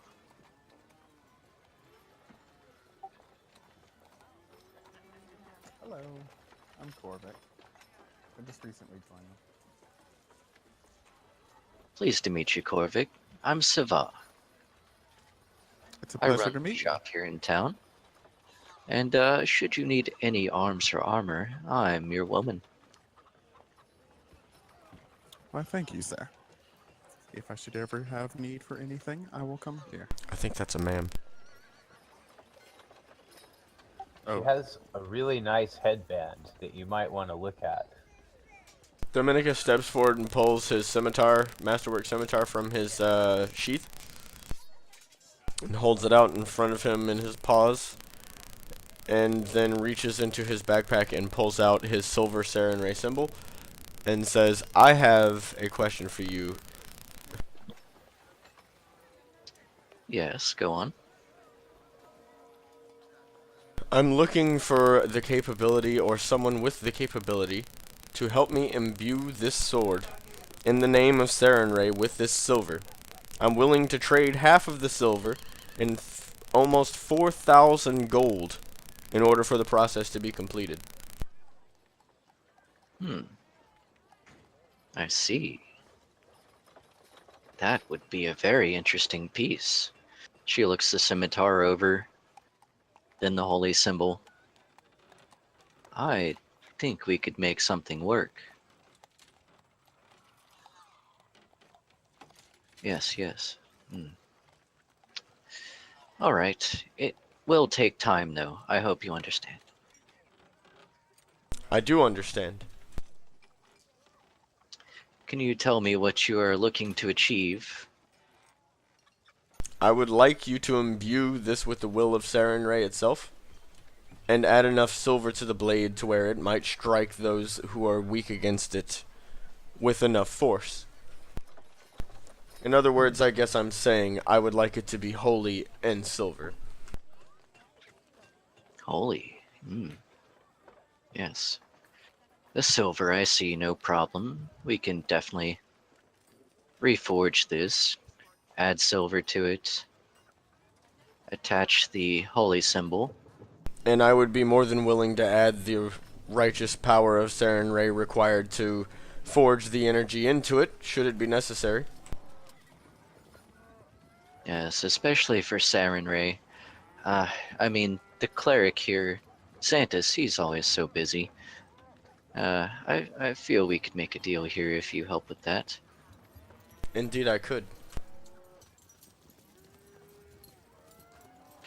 Alright, yes. If you give me some time, give me at least a couple of days, and we can make this happen. And I will call for you when we're ready for the holy enchantment. Then we shall make it so. Dominicus pulls 3,500 gold from his pouch and says, should this be enough to cover the rest? Especially since you are providing Half the the magical silver component. and the magical component. I think that should be a good deal. Yes, that will get me started. Okay then. I will meet you back whenever you're ready for the magic.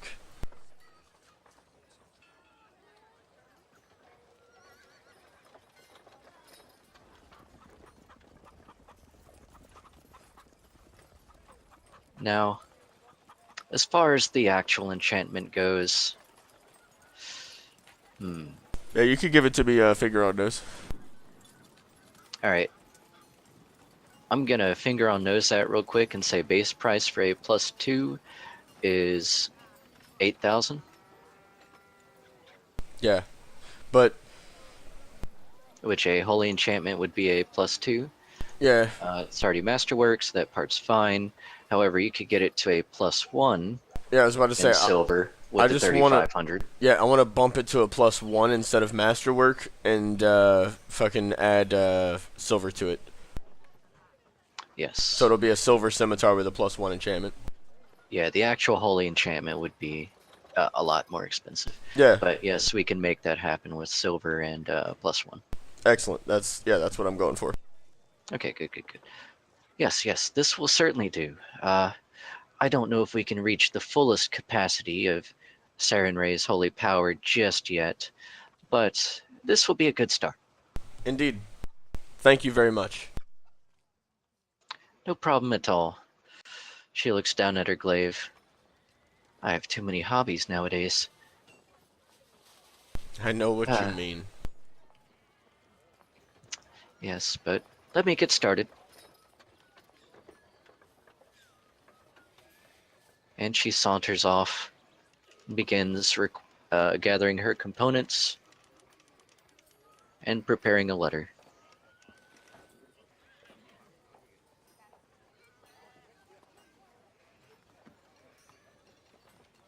Then she looks up as she is writing. Oh, I'm sorry. Did you want anything else?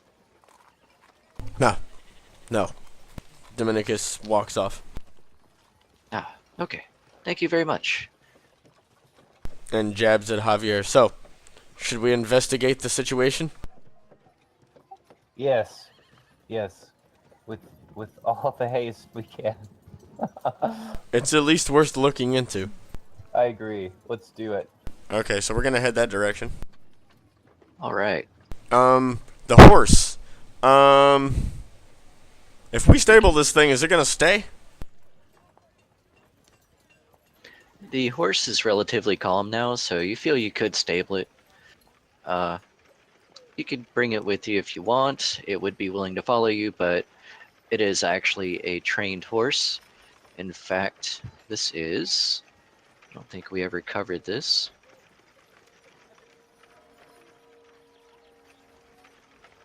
It is an advanced horse. It is a large-sized animal. And it is already trained to be a riding horse. Carrying capability? However, it has a bit more grace and strength than a normal horse, so it would survive longer rides. However, it is not combat trained. Not combat trained. What's the carrying capacity?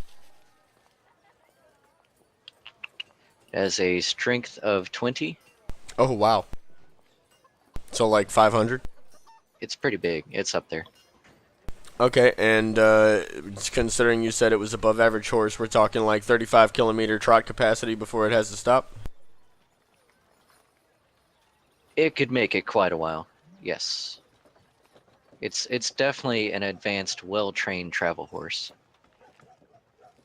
Okay, so Dominicus looks at the rest of the party. Well, we could either bring him with us to help us carry things, and then Dominicus cuts a glance at Kathos, but I believe we might have that covered already. So, I would be willing to pay to put him up in a stable.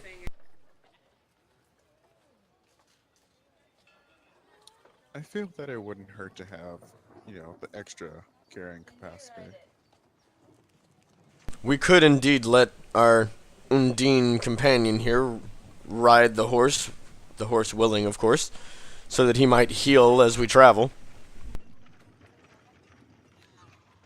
I have no objection. Dominicus looks at Javier. I believe that you might be the only person who could convince him. Ah.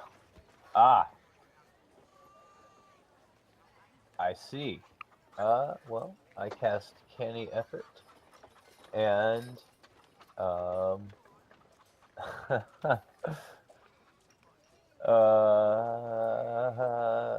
okay. You do have handle animal, right? Yeah, I do. Hang on. I'm just trying to think of a song I'm gonna sing. So I cast Canny Effort and I'd sing, "She's my cherry pie, cool drink a woman, make a grown man cry, sweet cherry pie, yeah." Climb up on my faithful steed. Gonna Um, ride. Let me just click over my skills to see how to calculate this. Gonna smoke some tobacco. Yeah. Indeed. Handle animal. Let's see. 1 plus 3 plus 9 plus 10, so plus 19. Okay, hang on one sec.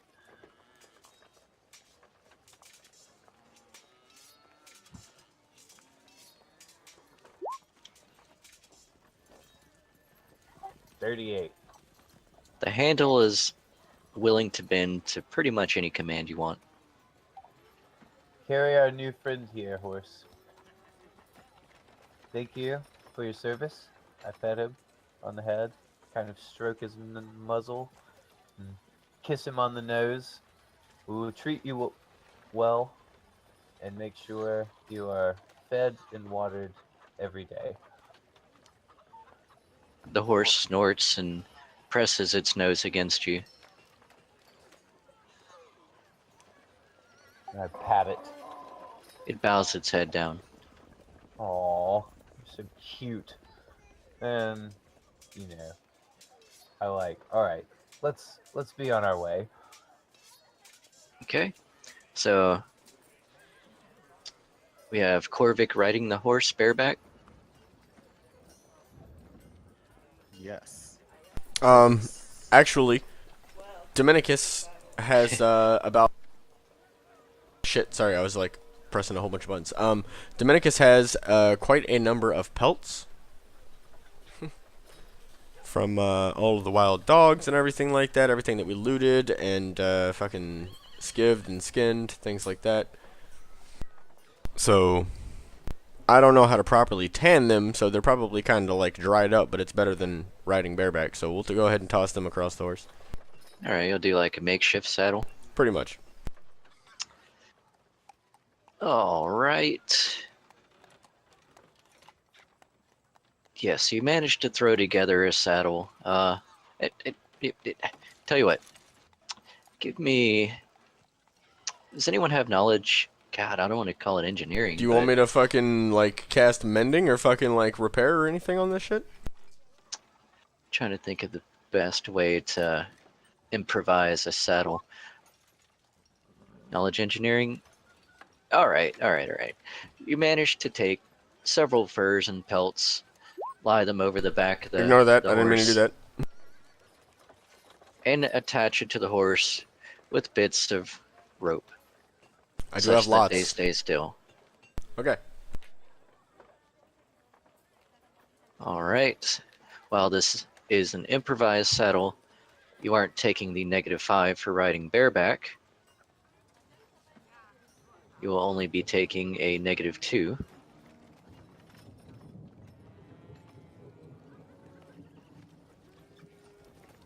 However, go ahead and just roll a single ride check for the whole way. So, Corvic, how long is this ride? roughly about like, not long, 20 minutes, 30 minutes. Okay, so I have to make a healing check every hour on somebody, so I'm going to make a heal check along the route to check bandages and, you know, everything else that, like, food, water. 31.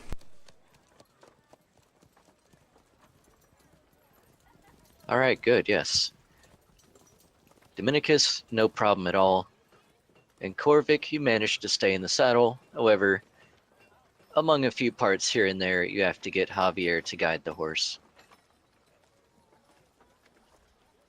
But for the most part, you're just accompanying the horse. Yeah, he's pretty much cargo at this point. Let's head to the hinterlands.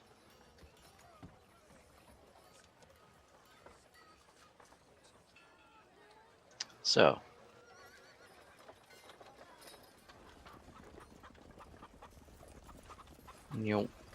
as you make it to the Tickwood.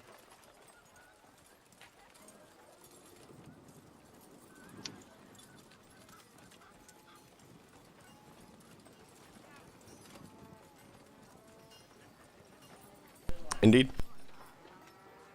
Quite. Actually, let me get my UR here, over here.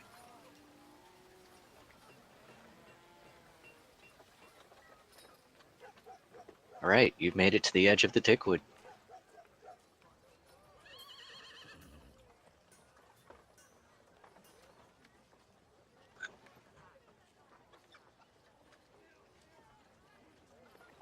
So I guess we're gonna start looking around for any signs of this captured person that the note mentioned.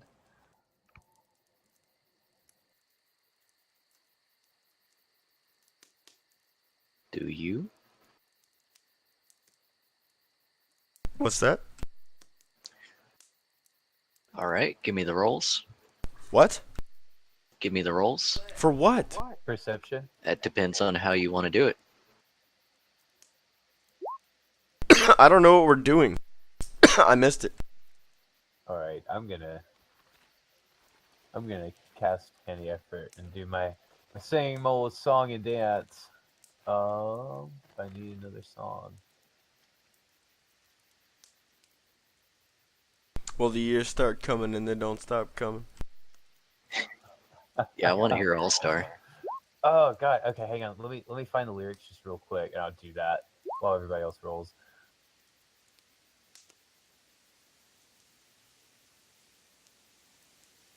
Alright, Corvic. Okay. Yes, you're. Oh, Oh, sorry. Oh, go ahead. Go ahead. it's fine, alright. Yeah, everyone else is pretty much blind, deaf, and dumb. But Corvic, you can tell that this road has been worn a bit more recently. You can't quite tell exactly how, but you can tell that there's been activity around here. I hate to be a stickler, but that's more of a knowledge nature check, yeah? That's the vagity. Fair enough.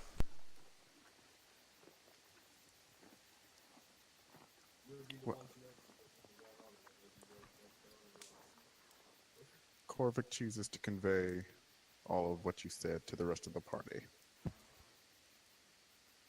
Dominicus looks at Corvic and says, "Might you be versed in the ways of tracking?" Oh, why, yes, I am. Do you have survival as a skill? Indeed, I do. That fucking class skill.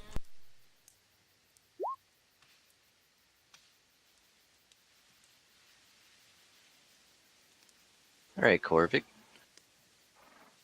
You find a set of several footprints leading into the woods. They seem fairly fresh.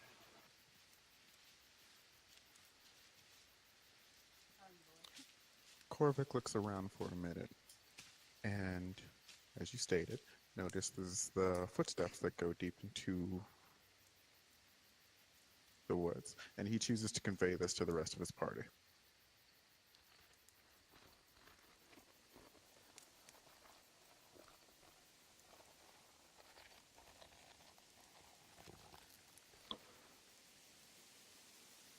Dominicus says, "Castarum?"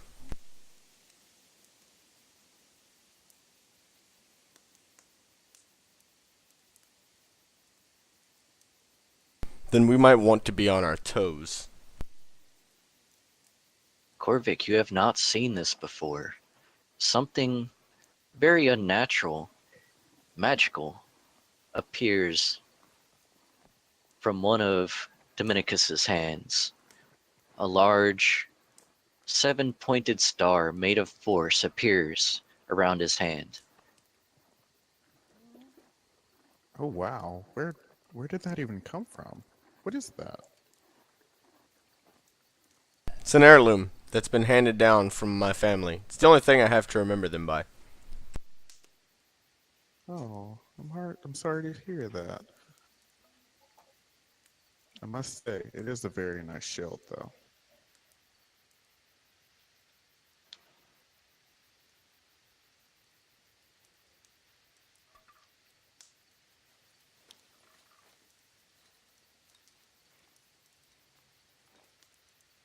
Javier suggests Kathos leading the way into the woods, following the footsteps.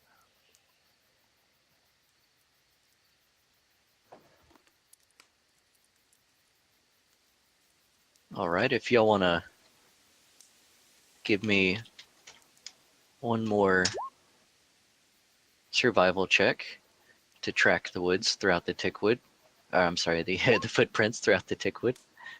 We're going to rely on you there, Corvic.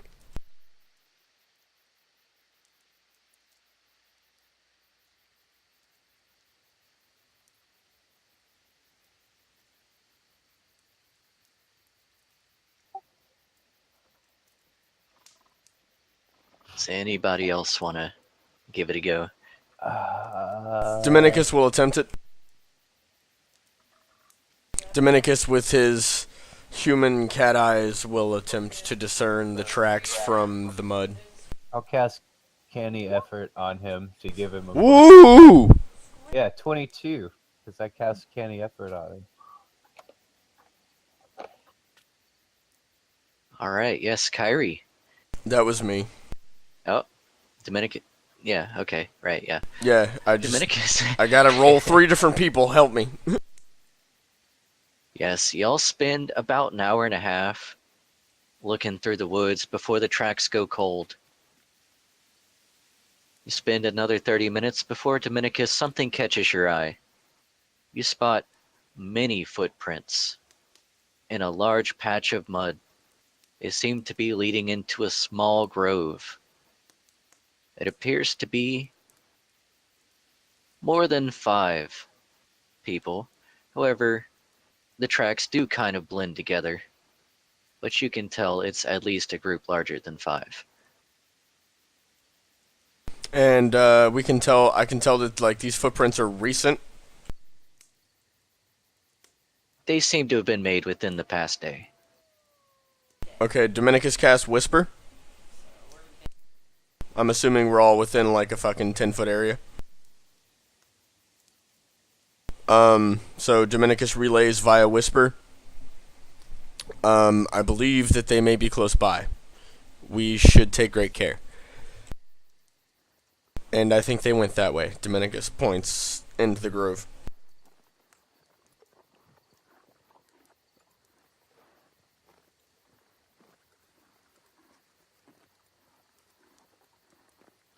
Alright. You make it up to the grove. There's a small, I shouldn't say small, about a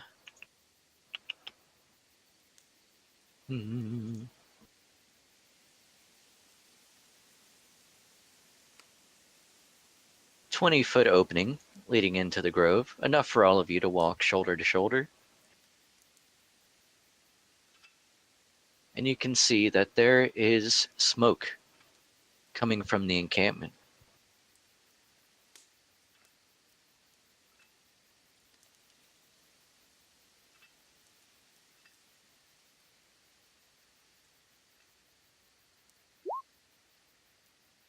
God damn it, I keep forgetting to switch. That's Kathos. Kathos is gonna fade away into the bushes.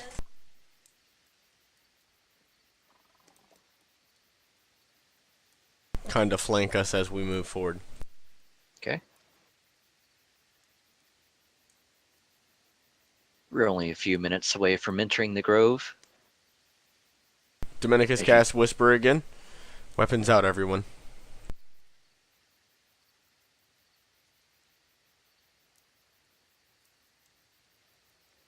As you make your way, A ready crossbow.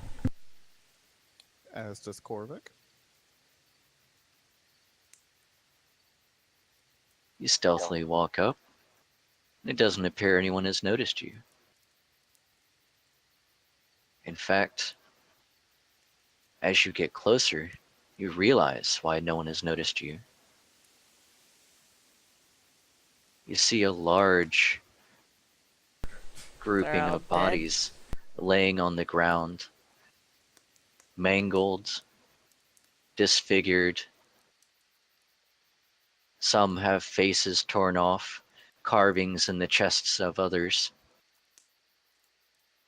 A very foul smell emanates from the encampment,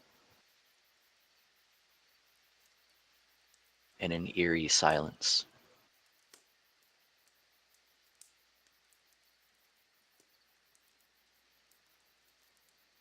Dominicus puts a paw, draped in his cloak over his face. My God, what happened here?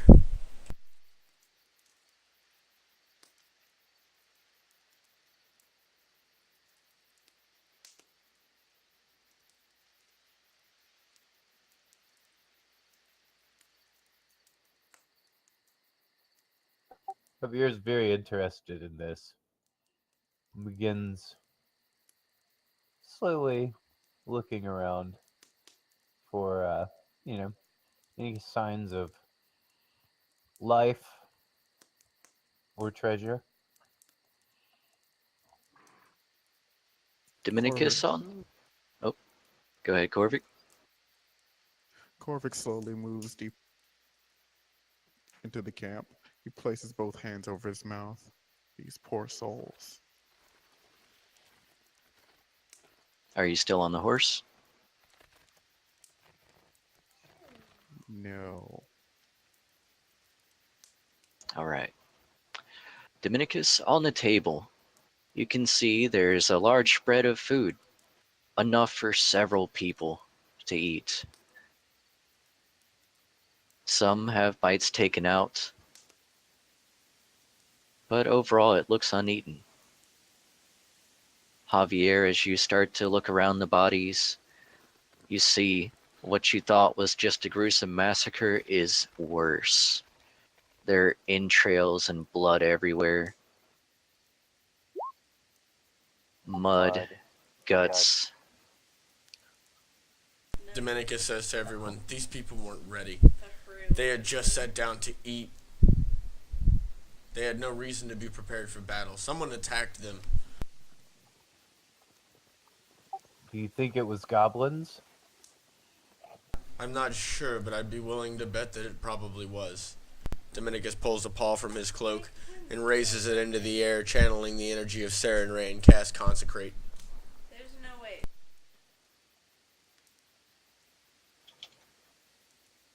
And then begins to move from corpse to corpse, checking for coin. Alright, 1 second, Dominicus. Give me a perception.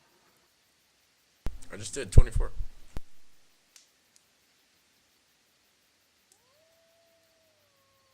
Yeah, Alright. That was the 24. Yep. Everyone hold up.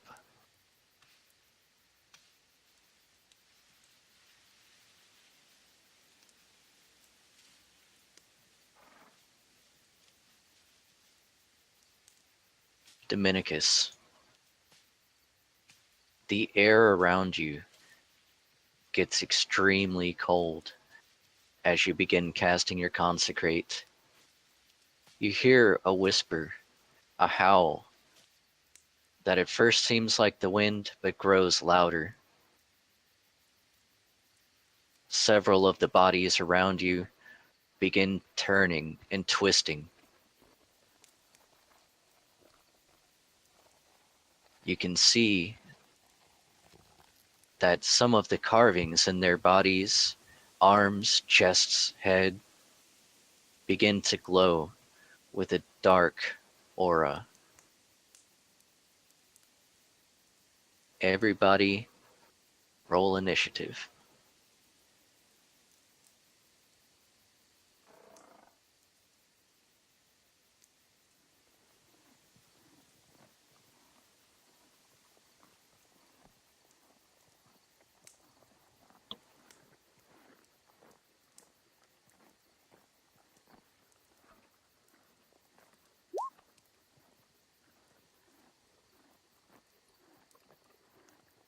The faint howl grows louder into groans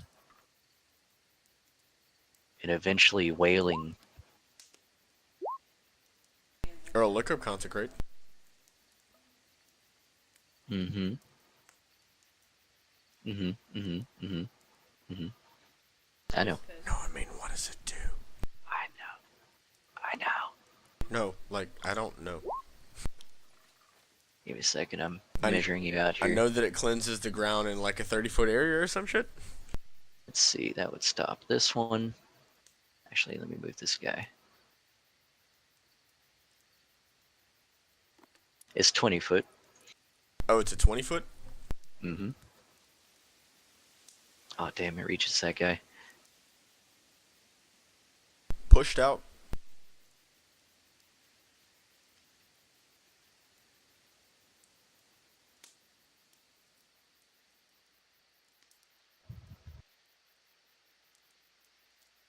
Right. Actually, that would be this one. Actually, that one's best to be this one.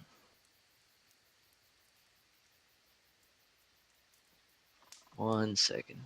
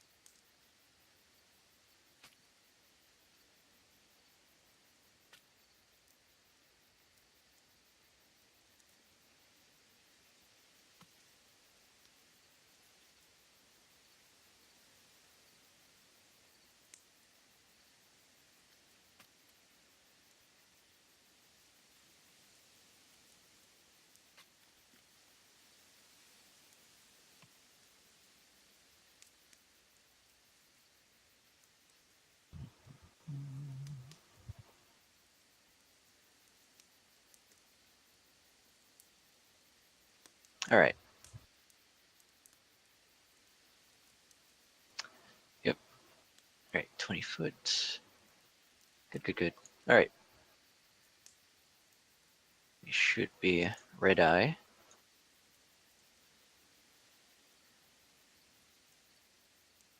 This thing.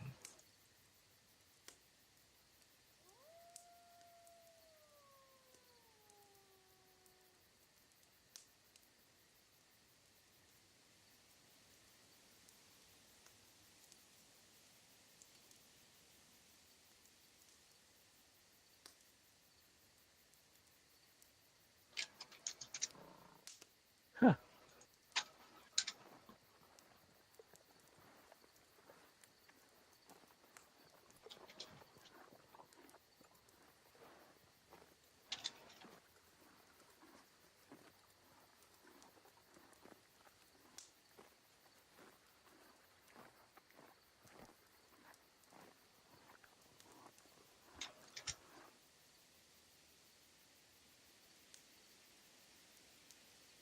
Alrighty.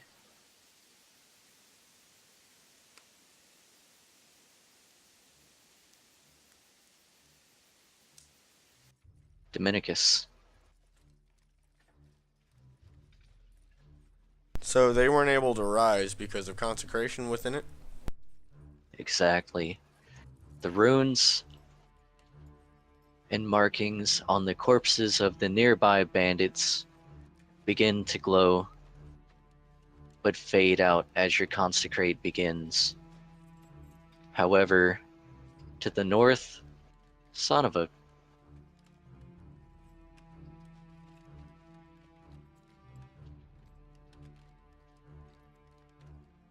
It is within 20 feet. Alright, one of the corpses. I swear to God.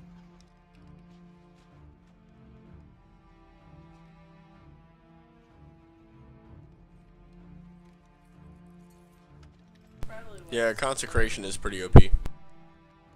Yeah, it's nice. But it, you know, it's one of those things that only works against undead, so like it's very situational. But I had a really good feeling that shit was not gonna go good. Why would it go good? Yeah, so Dominicus stepped forward and was like, "Consecrate." Yes, Dominicus. Your consecrate reaches pretty far out, and only one of the bodies turns and a dark, shadowy figure rises from it. You can hear it wailing to the north.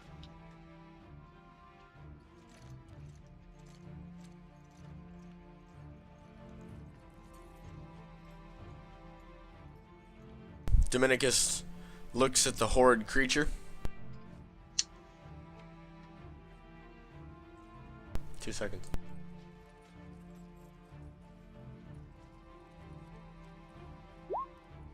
Do I know what that is? Yes, you do know this creature. In fact, you fought them before. Quite recently. You know this as a shade, Figured it or was a shade. shadow. I suggest you prepare any magic weapons that you might have, guys.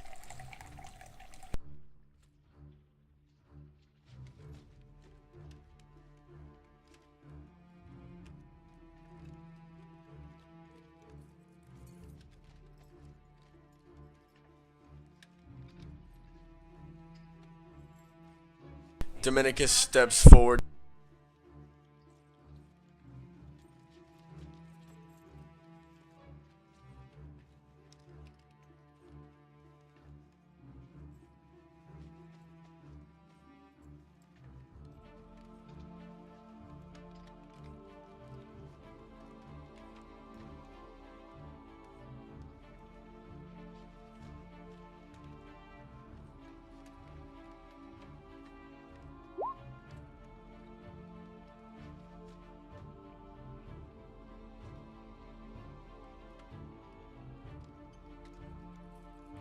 Yes, your firebolt lands and slams the shadow.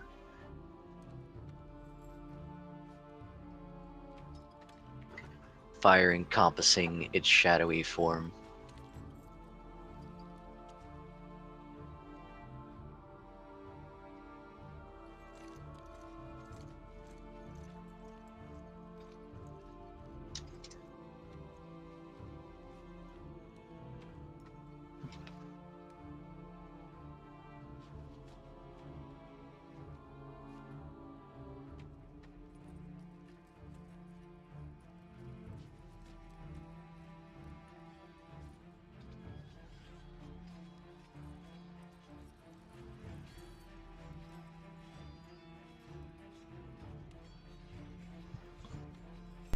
Cathos emerges from the bushes and runs towards the shadow creature.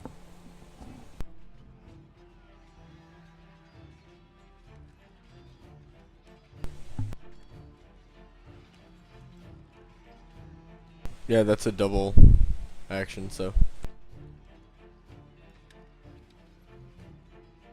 Okay. Hey, don't you be measuring points from which the consecration works, because it works at the point at which I cast the spell when I touch the ground.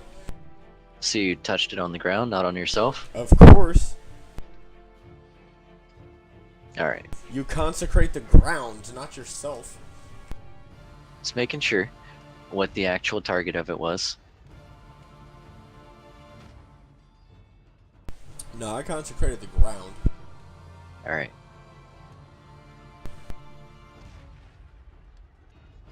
To remove all unholy taint. Taint. Also taint.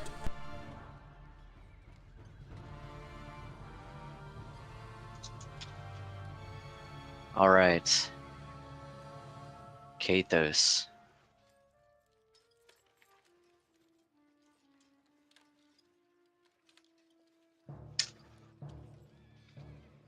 The shadowy figure reaches out and attempts to touch deep inside of you. Unfortunately, Kathos is almost incorporeal. And that doesn't hit.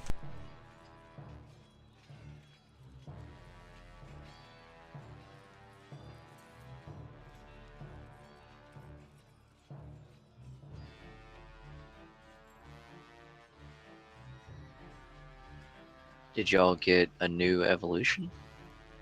What are you talking about? Wait, is it a touch attack? Yes. Oh, yeah, then that hits. I thought it was an AC. Sorry. Yeah, it's definitely touch tech. I apologize. I do realize now that you said he reached out for Kathos. So yeah, my bad. All right, all good, all good. All right, the shadow touches deep into you, Kathos. Its icy grip reaching in and sucking the very strength out of your body.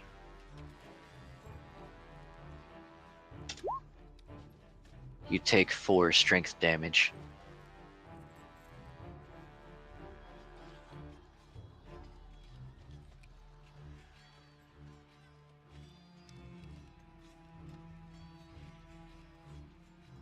However, upon You're a feeling the cocksucker. holy images, the holy powers nearby, it shies back. Yeah. Don't you dare walk within the grasp of Saren Ray. Sorry if I sound a little slurred. My tooth is starting to hurt pretty bad. All good.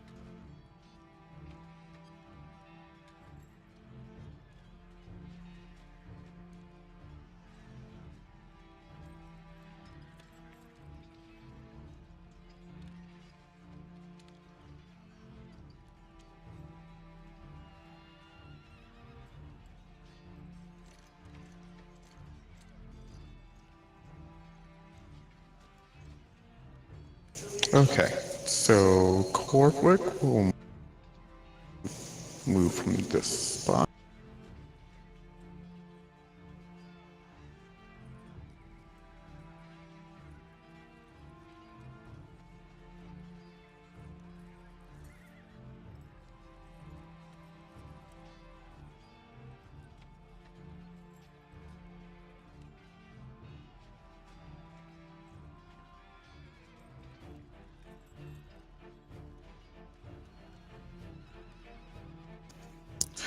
Corvick will put both hands in front of him, channel his frost energies, and fire magic missile.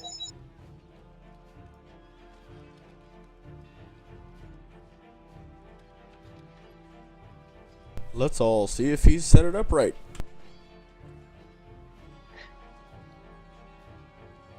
Sweet mother of mayhem. There's a hell of a lot of unnecessary information there. Yeah, normally what I'd do in that instance Plus is I it- would make a weapon Yeah, for magic missile. that's what we thought that he was gonna do, but he didn't set it up as an attack. He set it up as a roll spell. Yeah, all good. So basically, what you're going to be doing is we'll show you how to do that He later. gets 3 attacks because he is 5th level. So there are 3 bolts. So 3d4 plus 1 is what he needs to roll. Let's see it.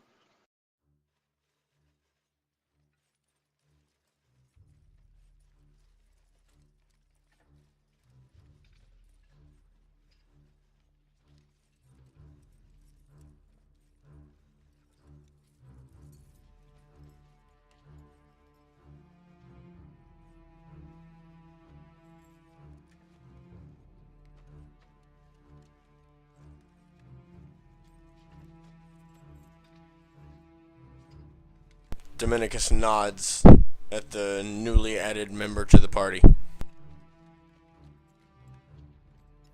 Corvick turns and flashes a quick smile. I And see ends you. his turn. I see you're about as well versed in spell as the rest of us. Yeah, well, I try.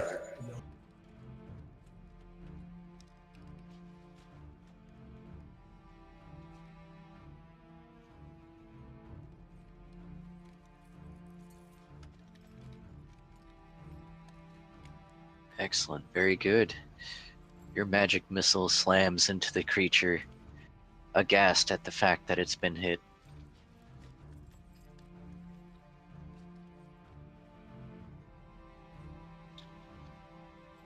Leading us to Javier. Javier's gonna walk up beside Corvick, kind of like You're like, I like this guy. And he looks at Dominicus and he points at Corvic and he says, I like this guy. And he turns around and he casts Skybolt on the shade over here. So that's a reflex save for half against. That also hits Kathos. Yeah, it does hit Kathos. He's within 15 feet. I will kill you. No, he's fine. He's fine. Kathos is fine. Reflex save of 18 for half damage. Roll your damage.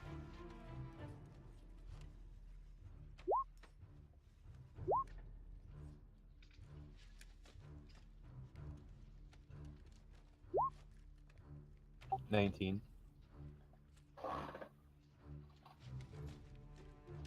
The lightning strikes true and destroys the creature.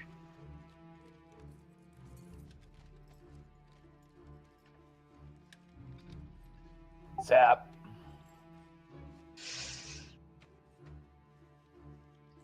Kathos, you take 19.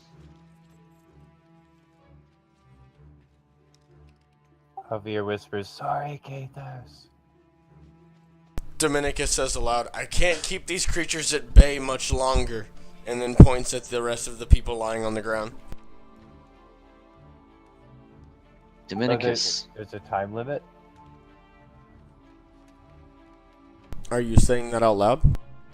Yeah. Dominicus says, yes, and it's quickly running out. Oh. We should probably try to get some better positioning.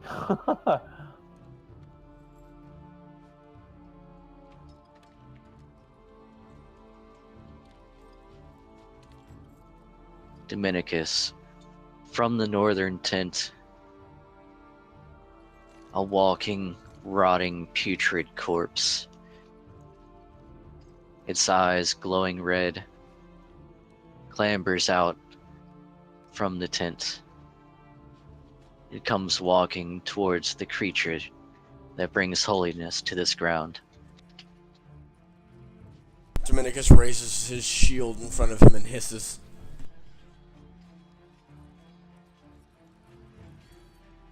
It slams its arms towards you, but falls short.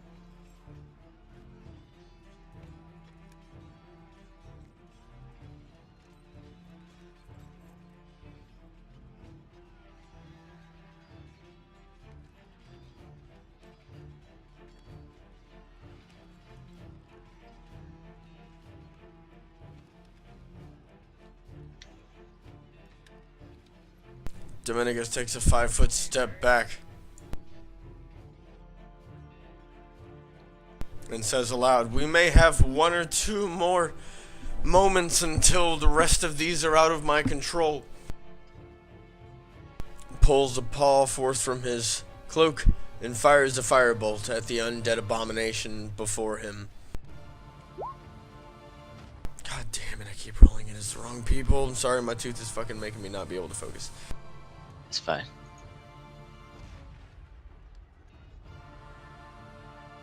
But yes, the firebolt lands, begins burning at the creature,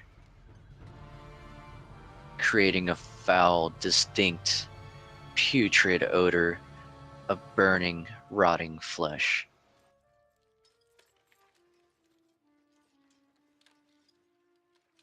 Bringing us to Kathos.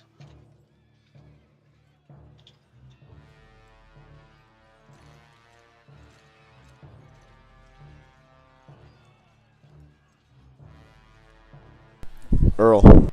Hmm. Kyrie's not in turn order. Kyrie, how'd you not get in the turn order? That might have been my fault. Alright, 15. Let's get you in here.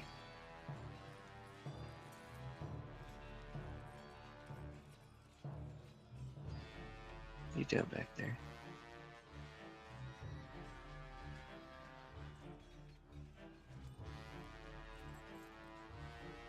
I think your dex is better. Alright, go ahead, Kyrie.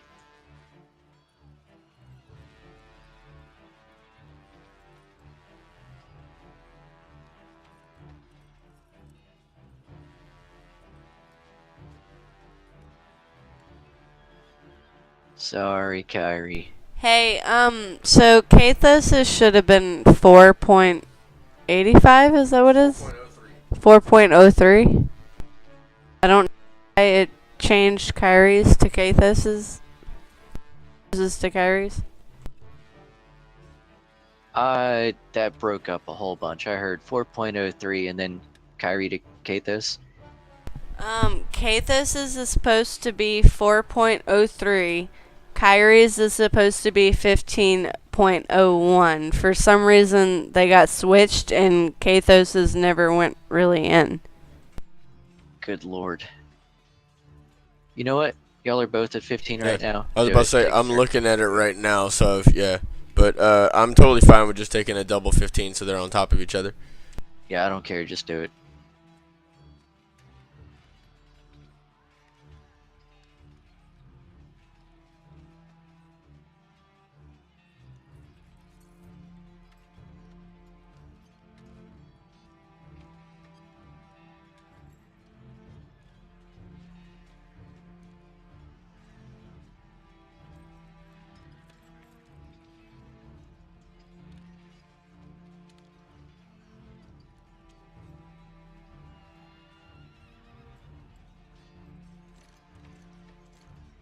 Alright, Kyrie's gonna wake out of her slumber and rush forward towards the group.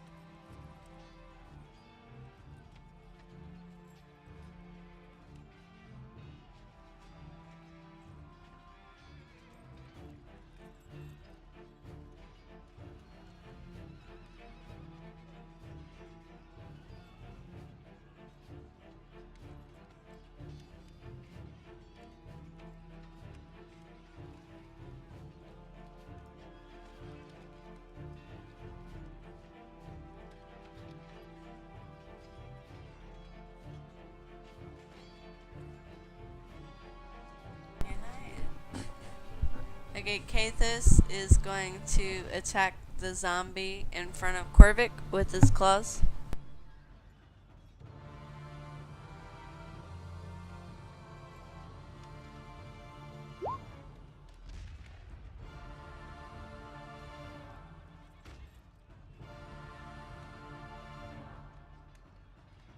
First one misses, but second one lands.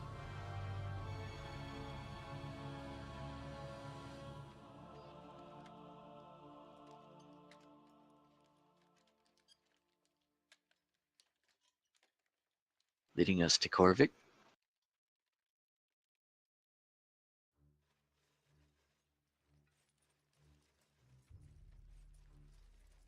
Okay. Korvik will take 2 steps back.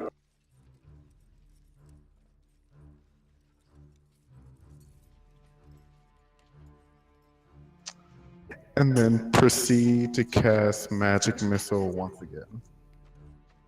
Alright, Korvik, what you would be doing would invoke an attack of opportunity.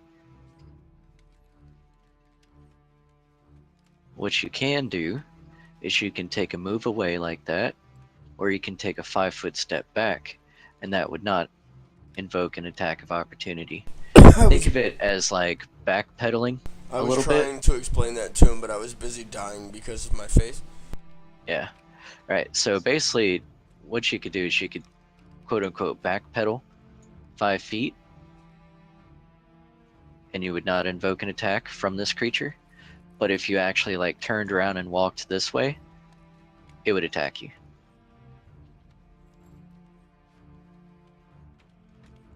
Okay. Does all that make sense? Yes. Okay. So I'll just go ahead and take that 5-foot back step, like.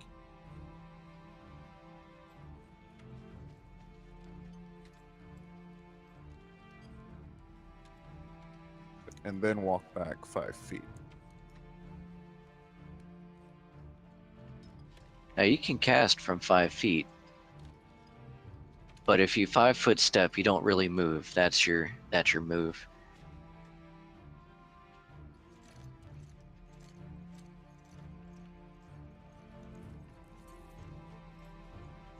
Now you could, I would just say go ahead and do what you would call a 5-foot step back, and then if you cast your spell from there, you're out of his reach, so you can only reach within 5 feet.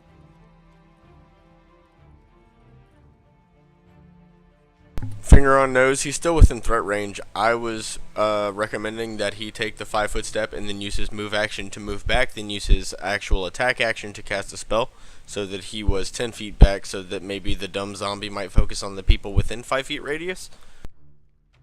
Well, you wouldn't get a move if you 5-foot stepped. You wouldn't Bullshit, be you in don't line. get a move if you 5-foot step. That's a free action.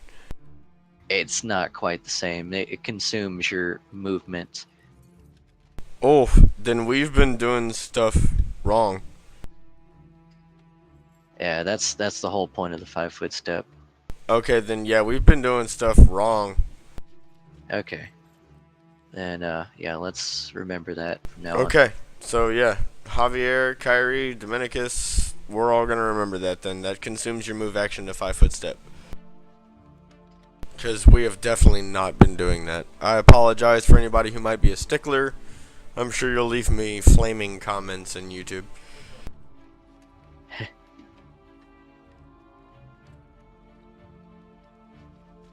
Alrighty, so I'll go ahead and continue with my turn then. So, after my 5-foot back pedal, I choose to cast Magic Missile.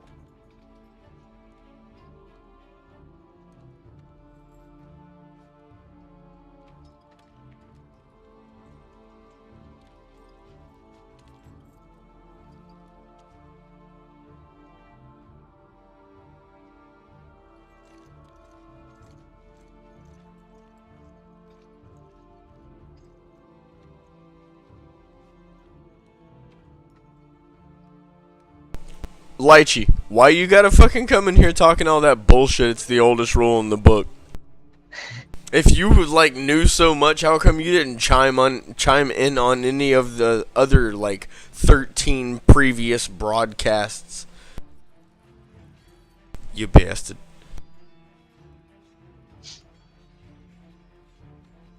Also, Lychus, shut up. I also end my turn.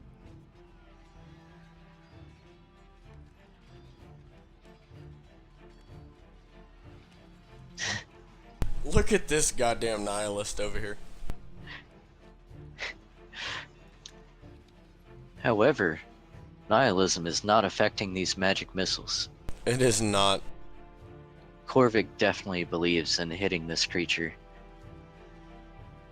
As the magic missiles slam into it, knocking it slightly off balance, but it holds true and turns to growl a bloody growl at him. Ooh, a feisty one. Guts and blood gurgling up from its mouth as it growls.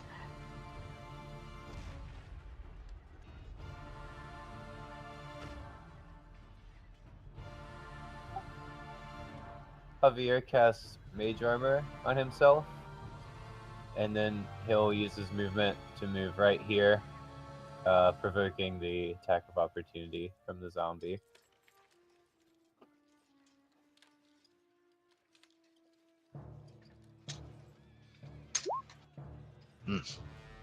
No.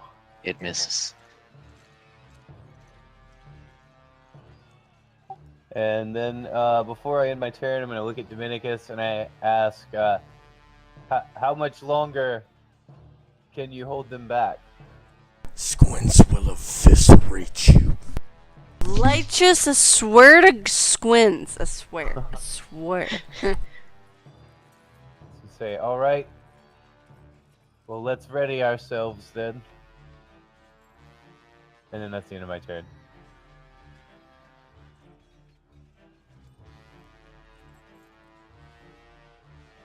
The creature continues its onslaught towards Dominicus.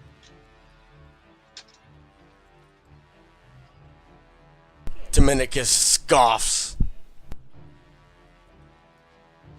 as its weapon, being its, bloody nub, bounces off of his 7-pointed shield.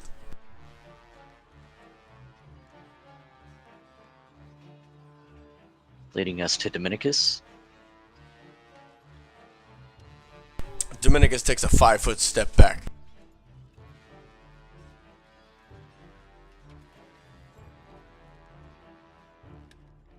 And raises a paw from his cloak, cursing this disgusting enemy before him and casting Firebolt.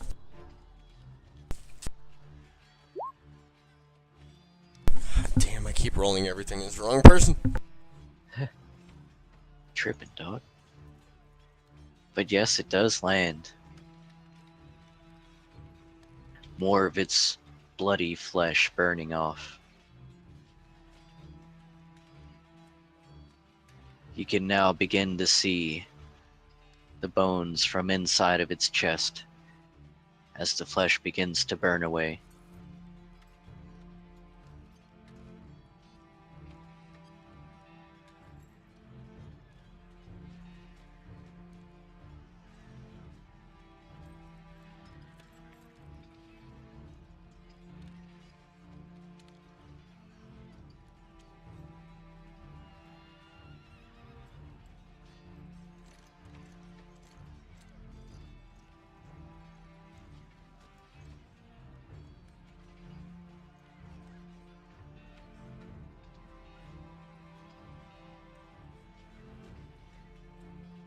Alright, Carrie is going to acid splash the zombie.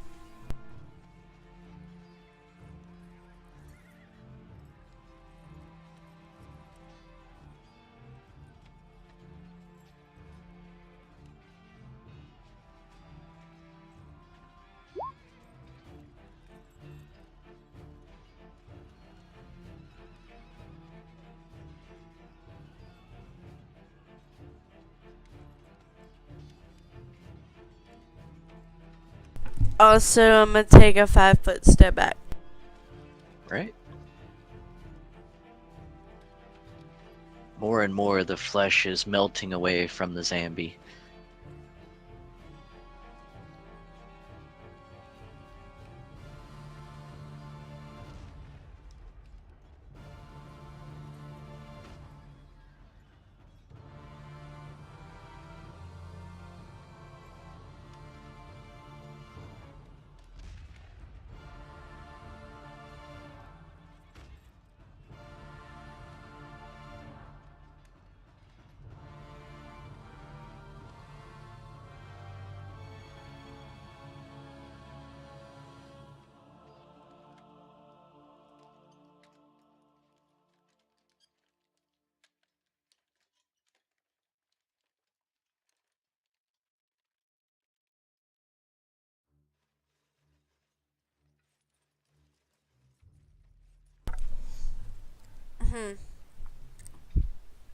Okay, this is going to attack the zombie with claws.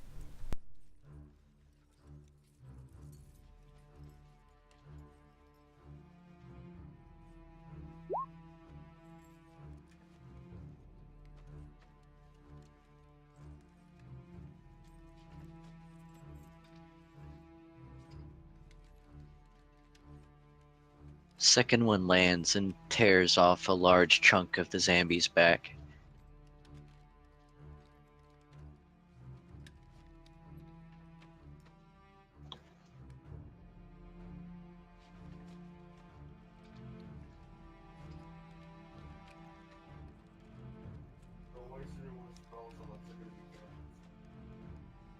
Leading us to Corvic. Alright. Corvic will make a move towards this area back.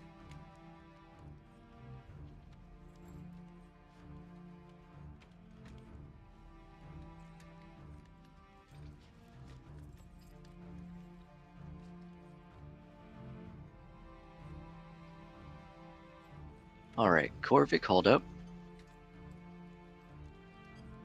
You approach the rear side of the tent when a ghostly hand reaches out from the tent to grab at you.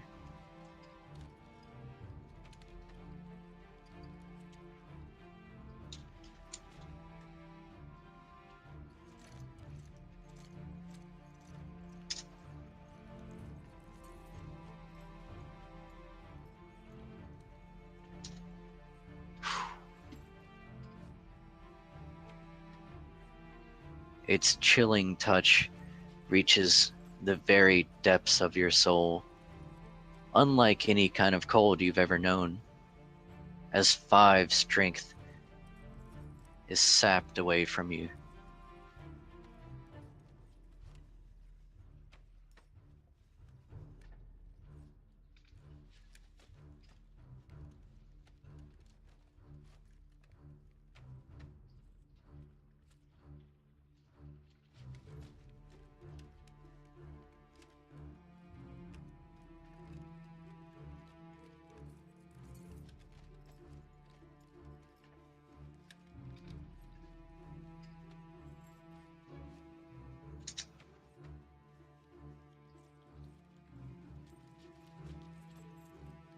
All right.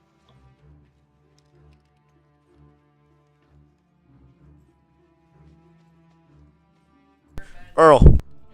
Hmm. Finger on nose. Hmm. He's at 5 strength.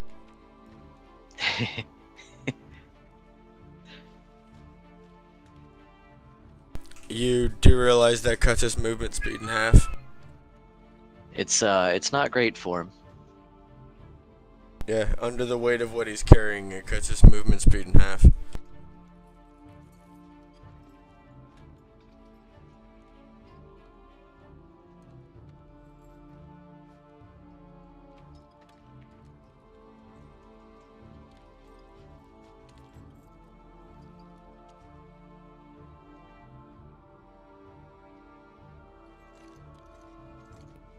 Well, I'll just go ahead and end my turn here.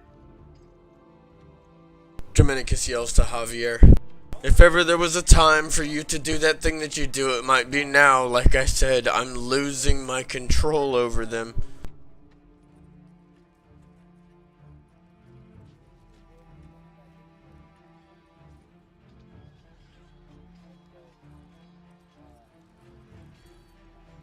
You might want to become that thing that you become.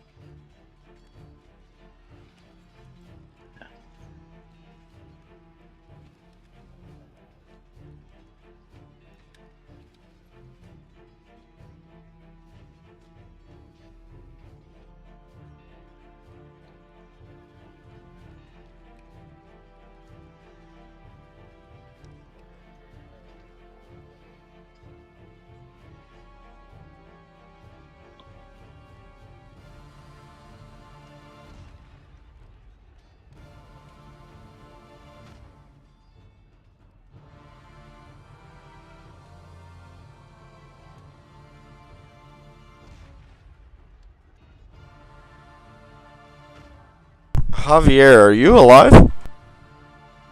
Are you muted? I think he's having internet issues. It says he's typing.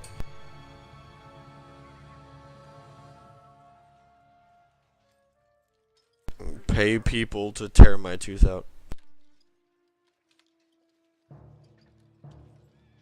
Oh my god. Dominicus looks at Javier and gives him a very approving nod.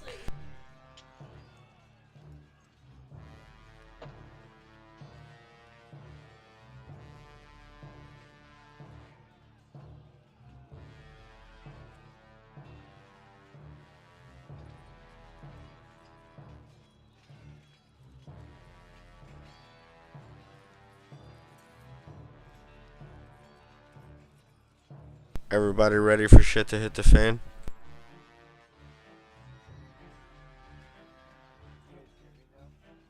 The undead creature turns to Kathos, anger and hatred burning in its eyes.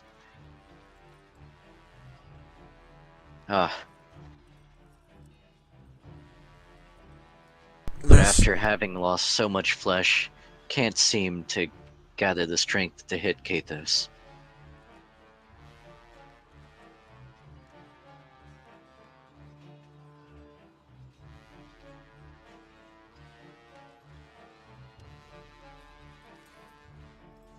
Do I...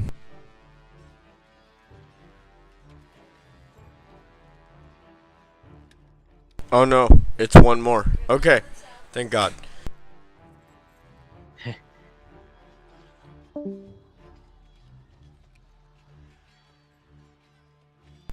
Dominicus looks around at the rest of his comrades and said, "We have very limited time. We have to deal with what we can now."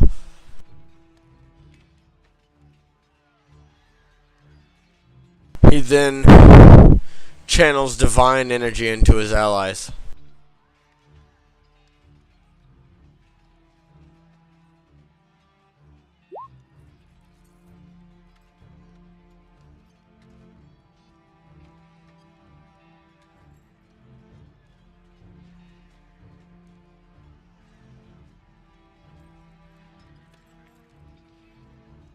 Dominicus is also going to take a 5-foot step onto the table.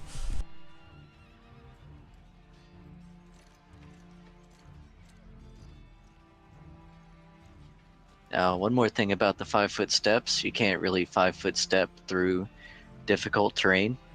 Fine. I don't have to take a 5-foot step. I'm going to move. I There you will go. waste like 3/4 of my move action to stand on top of this table.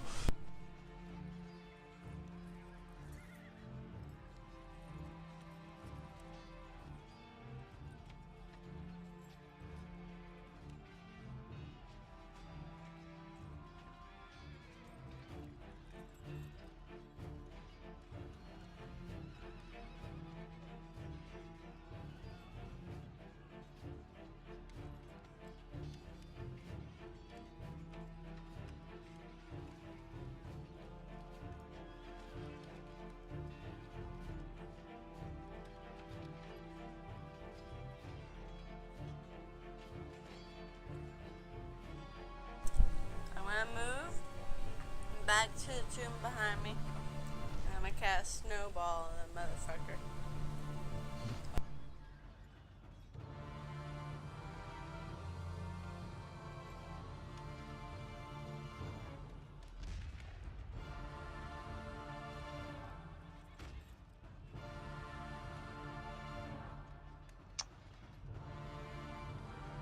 Now, Kyrie, you can't actually see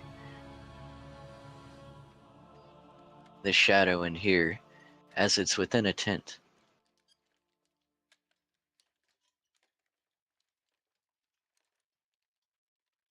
And in fact, the only parts sticking out of the tent are its ghostly hands and eyes.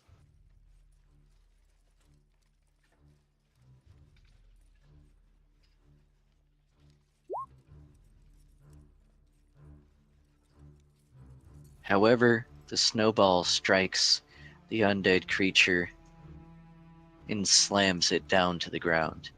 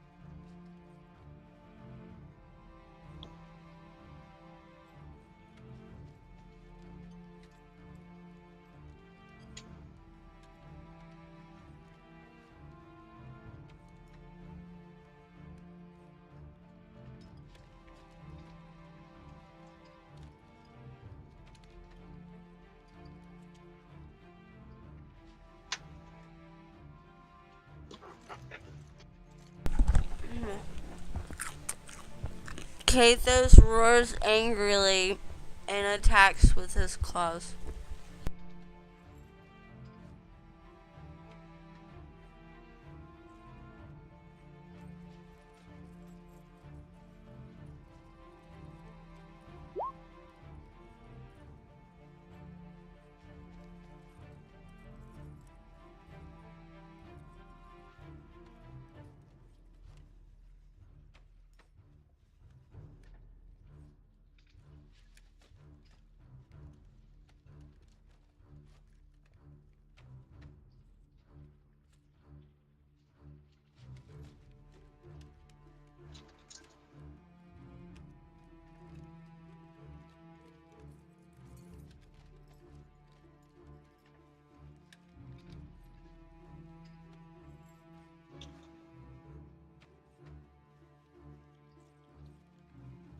Alright, Kathos.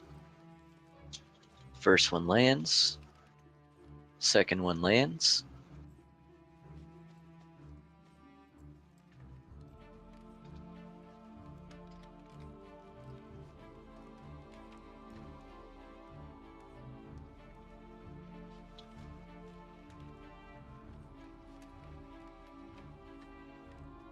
The shadowy creature turns around to face Kathos and reaches out a ghostly hand.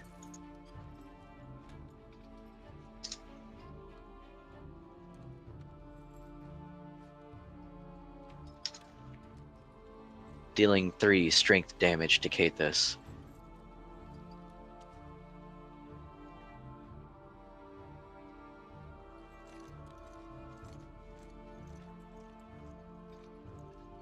Corvic.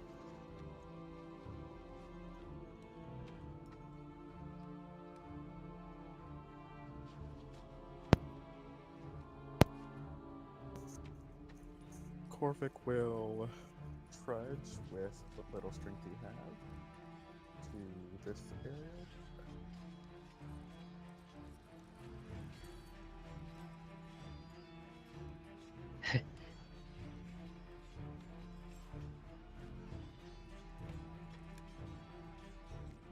And I end my turn.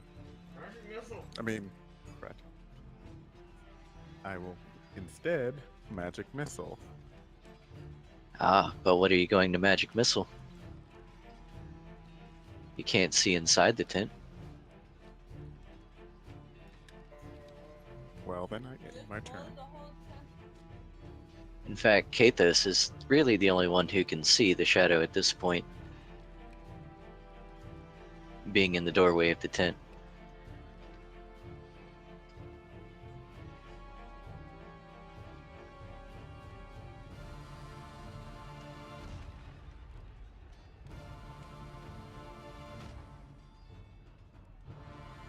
Earl. Okay, I'm trying. Hold on. Finger on nose. yeah. He has bracers. Uh-huh. In Pathfinder, are you able to take a defensive action using bracers to hide behind? You can do a total defense, which is more of a dodge action. So Yeah, can yes, he can he total get the defense. +4? Yes. Okay. Jeremy, that's what you want to do, is take a total defense and hide behind your bracers to get a +4 to your defense.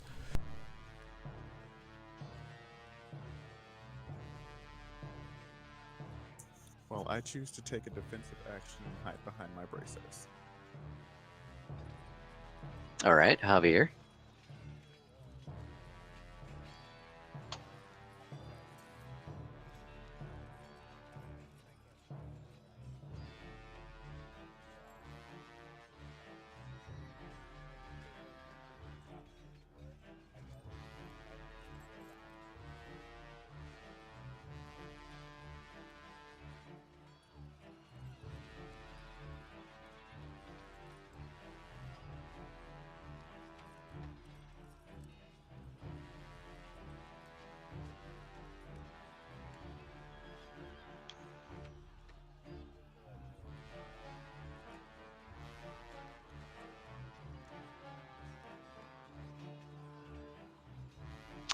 Yeah, I guess you're still dead, Javier. I guess type it.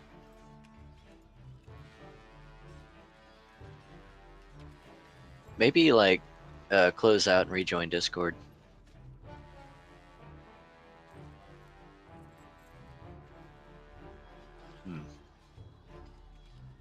Oh well.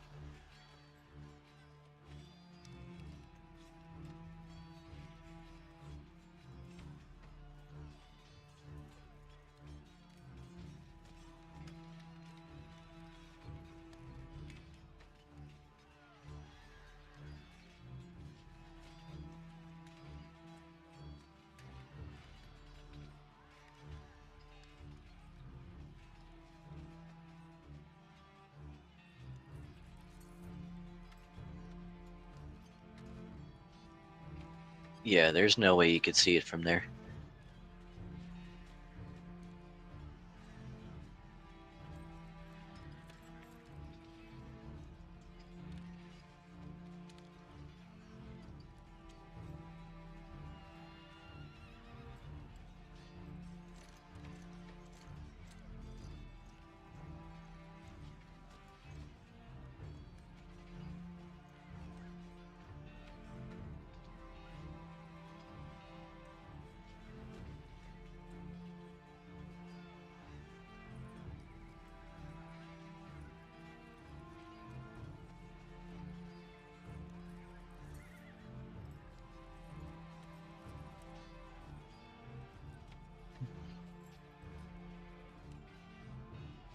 Ah, the old light rock trick.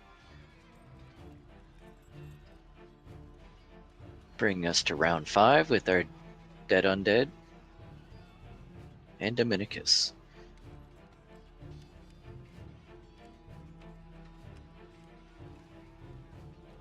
Dominicus looks around, surveying the situation. He's at a loss for words. There are no words. He walks off the table.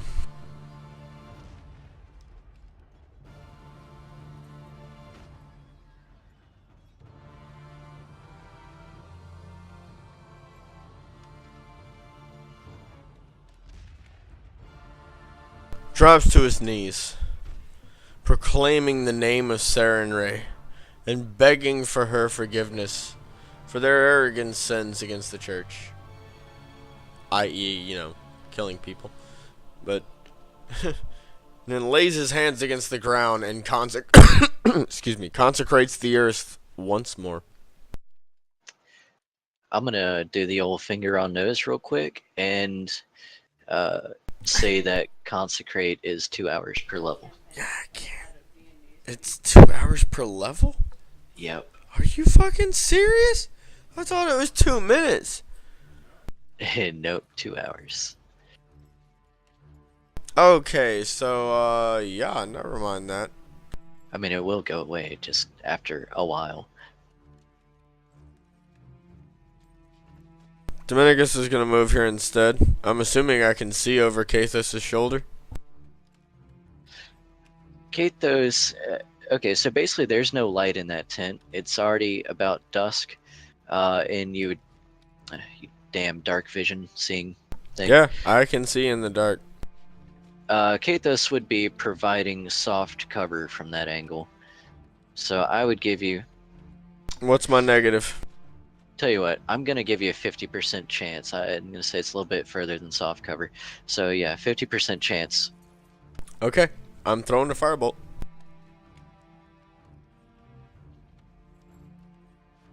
High or low? High. Motherfucker. Throw the firebolt.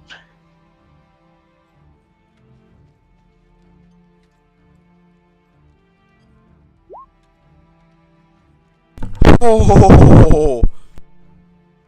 Dominicus, your firebolt, instead of hitting the creature, hits the tent. The tent starts to catch fire. Dominicus sneers underneath his hood and says, "Damn it."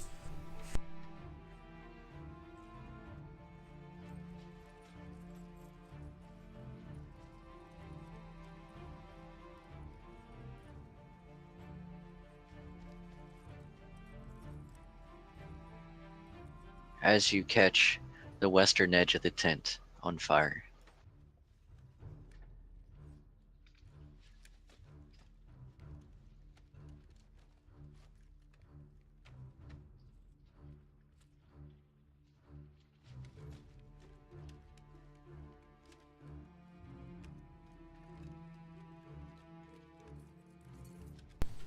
Alright, Kyrie's gonna walk up next to Kathos and lay a hand on him and cast Rejuvenate Eidolon.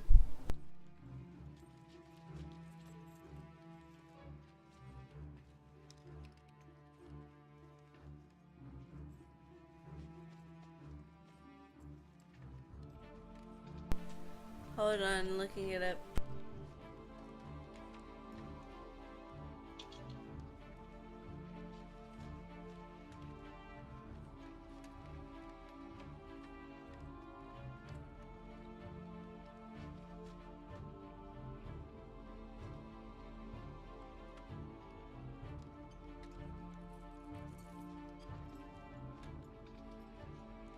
You're doing the full size one or No, the no, lesser? no, no, no.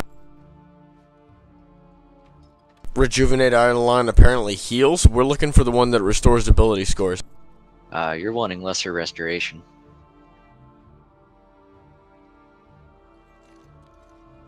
So there's like lesser restore Eidolon, right? Damn Eidolon magic.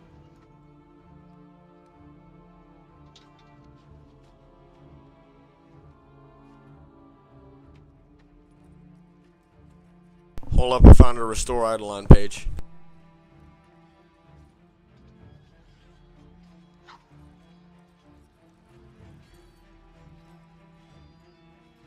Spell function as restoration, except only affects Eidolons. Yep, there you go. What's the roll for this? I believe it's a D4. Yeah, 1d4. You confirm that, but yes, D4. It also eliminates any fatigue, exhaustion, or drain. No, does not restore drain. Okay, never mind. Yeah, okay, so here we go.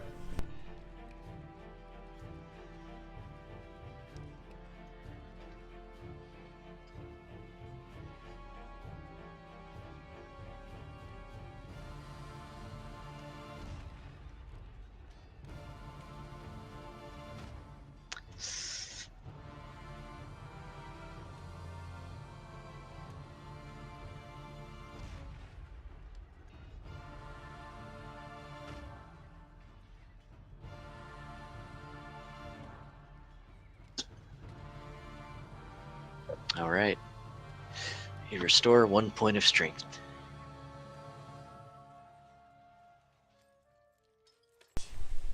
Kathos, enraged, is going to attack the bitch in front of him. And you have your negatives to attack from the negative strength? Yes. Okay.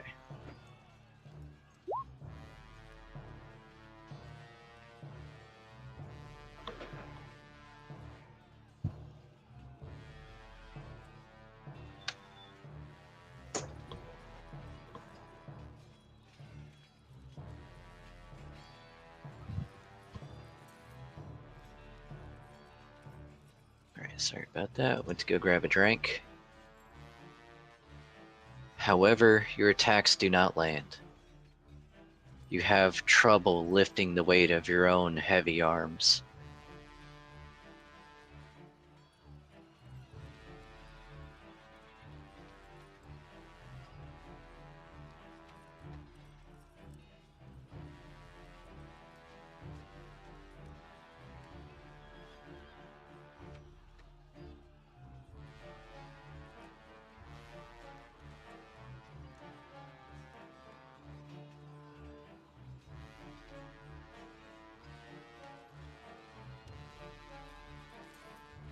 The shadow flies out from the western side of the tent and begins to hover slightly above Kyrie. It bears down on her with its ghostly image and reaches down.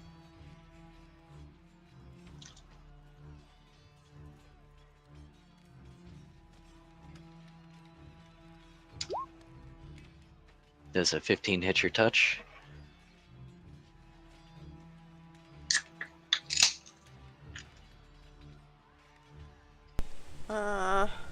Yeah.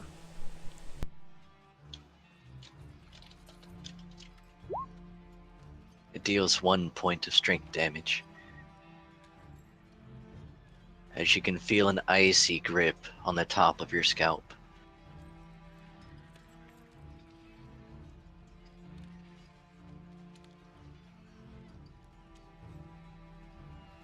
The shadow is now 5 feet above this square.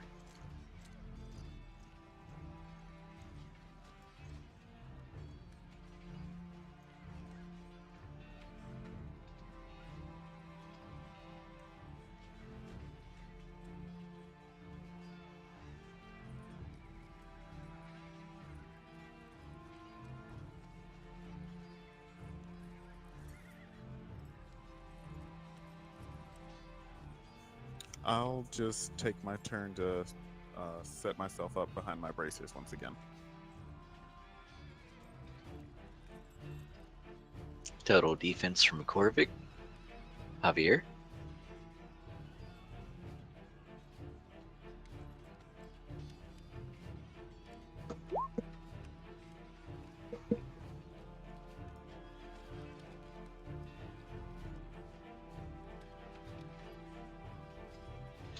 Get my old trusty rock token.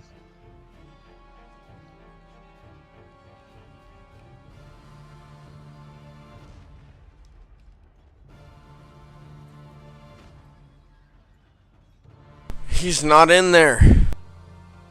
He's already outside. You would see that.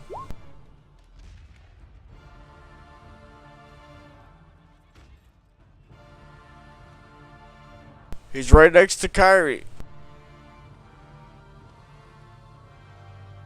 Oh, you're talking about over there. Yeah. And Javier, for a brief moment, give me a perception as the rock pushes through and opens the door to the That's tent. what we need, more of them.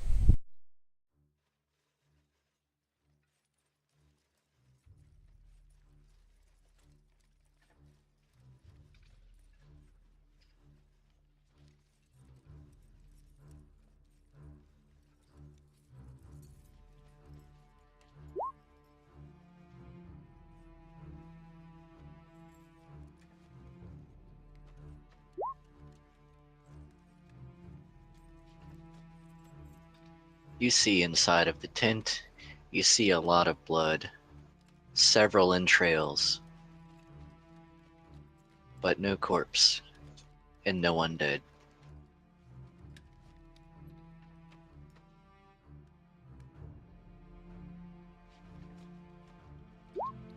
Round 6.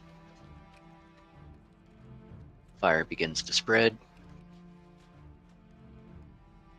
Dominicus, steadily growing tired of this undead charade that dares to present itself as a living creature, defiling the name of Sarenrae, raises his hands into the air and cries Sarenrae's name, channeling holy energy into this undead abomination.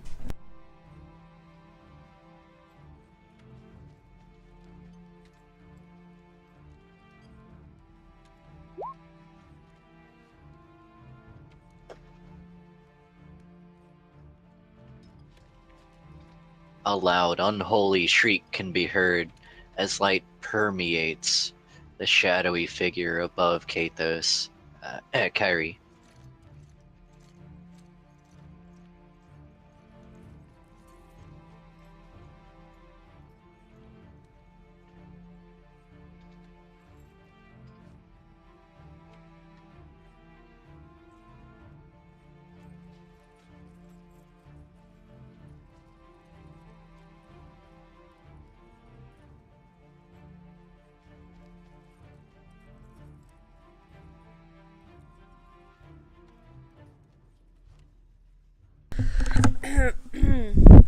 Alright, Kyrie takes a step back and cast Acid Splash on the demon.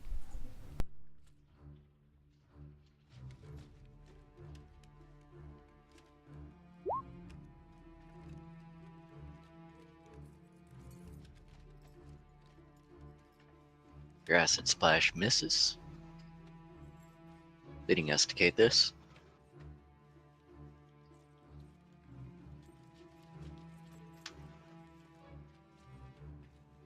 This is gonna walk in front of the beast and smash him with his claws.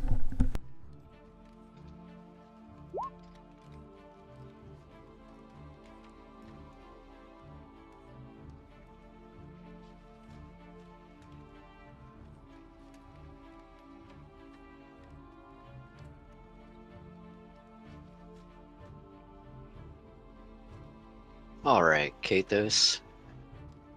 You manage to gather your strength, and you sweep a claw up, grabbing at the ectoplasmic form, tearing down the shadowy figure as it dissipates into nothingness.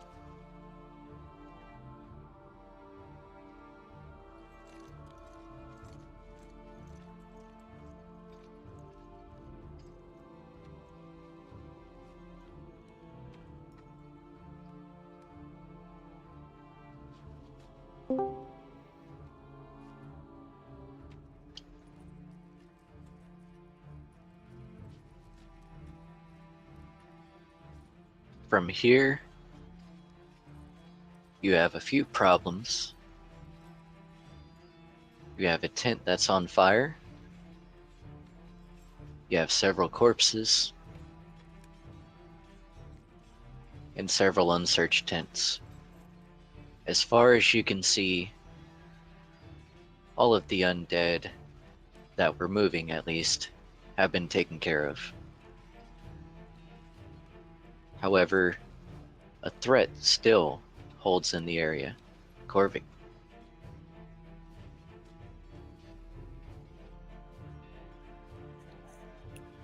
Alright, I will take my turn to use hydraulic push to put out the fiery tent to my right or left, where am I facing?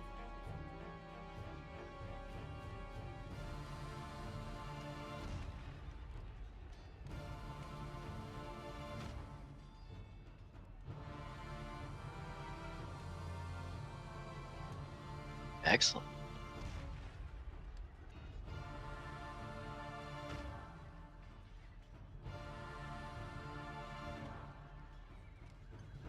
Yes, you soak the tent in water. In fact, you hit the tent with such force and so much water that it knocks the whole tent down to the ground and slightly off to the side, extinguishing the flame.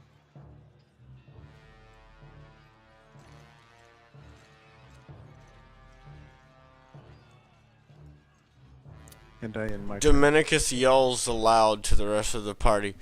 We have to destroy the rest of these corpses. If we don't, then we won't be safe for very much longer.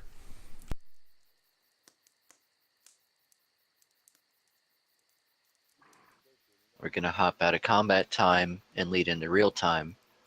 As Dominicus described, there are still several corpses. Dominicus starts bashing in the heads of the remaining corpses with his Morning Star. Give me a perception.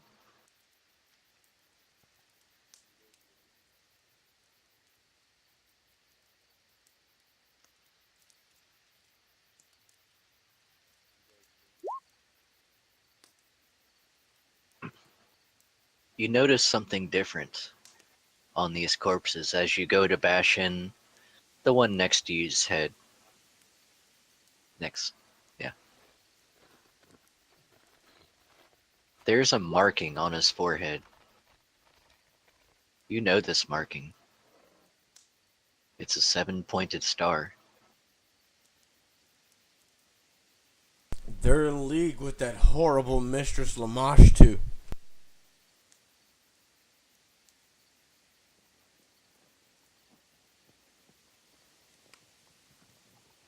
Dominicus turns to Corvic and says, I'm sure that you're not quite aware, but she's not someone to be tangled with. I'd imagine so if all of this was her doing.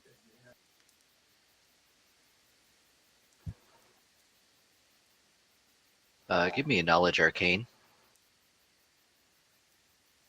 Can you guys hear me now? Yay, we can. Okay, cool.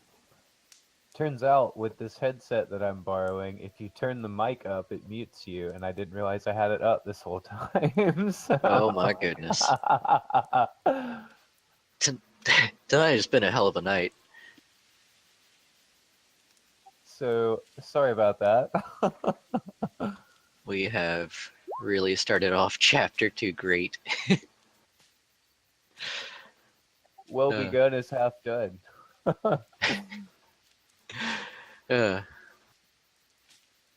Alright. Korvik, you unfortunately don't really understand the meaning of this 7-pointed star.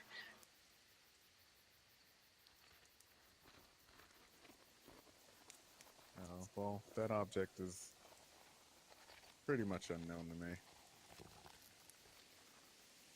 However, Dominicus, you see that same marking on various parts of the other one's bodies.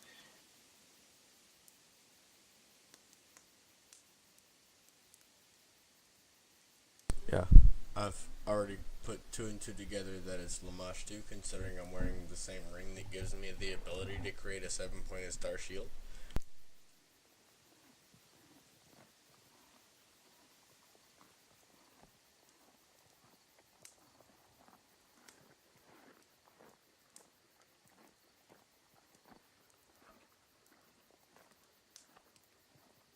So, I mean, I'll obviously convey that information to the rest of the party.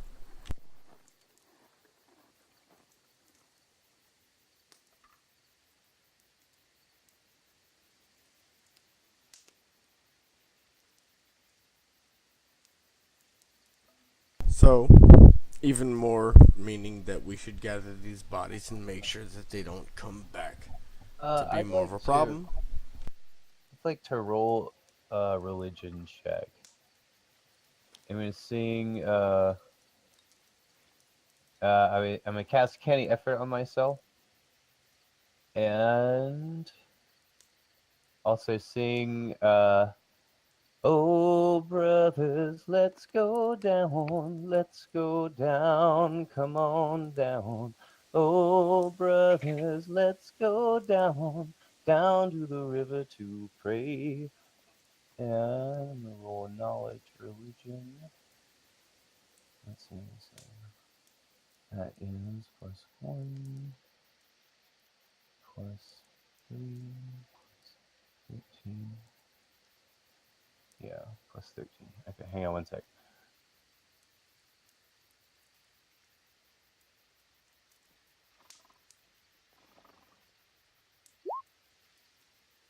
$20. For the to try to remember if this is actually Lamashtu's symbol or if maybe it's something else. It's not really anything you recognize as a religious symbol of Lamashtu. Okay, I'm gonna tell Of course, Dominicus. I you've don't. seen it recently, but that's about the extent of it. Yeah, I'm gonna tell Dominicus. I don't think this is not any symbol of Lamashtu I've ever seen. I think. Do you think maybe it has to do with that's those statues and stuff that we saw? What were those people called again? Knowledge The Arcana. yeah, their society. All right.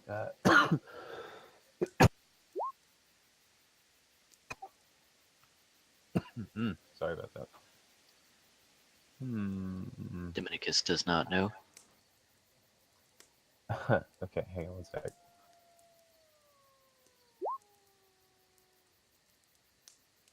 Okay, I'm gonna sing. Oh, does Kyrie know?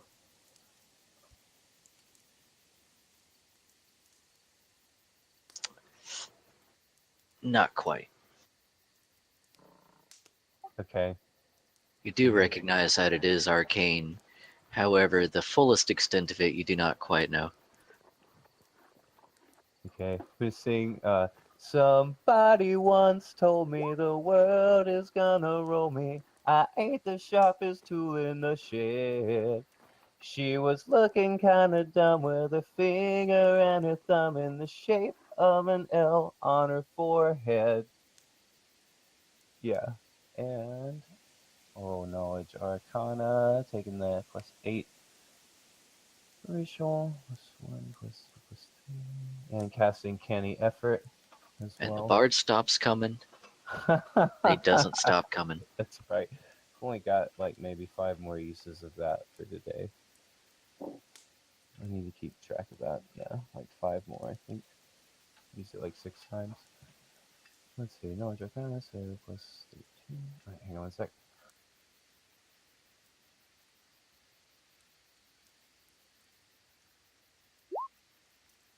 $31.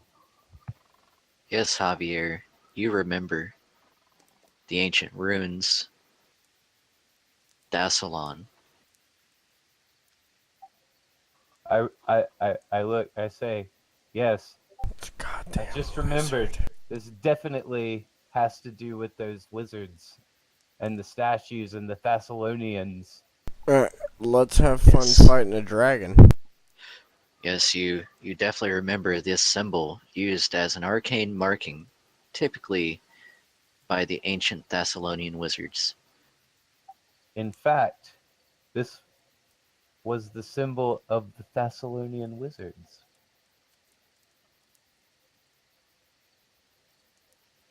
This is strange.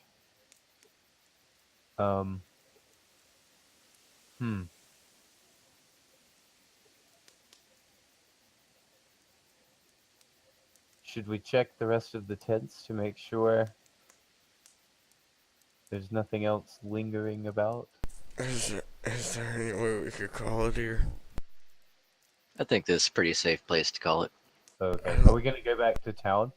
I don't want to have to stop, but like, Yeah, I mean, we can do that at the start of next session. You've hung tight pretty far, so yeah, it's getting bad, and I've been trying to drink and take pain pills, and it's not helping. yeah, that's probably fine. Because I'd like to cover this a little more in depth, so we'll do that at the start of next session. Yeah, I just can't play to what I want to, because it's hard to talk. Yeah, I understand. But overall, we got a pretty good session in today. We got our newest member into the party, and we advanced the story. I'd say that's pretty productive.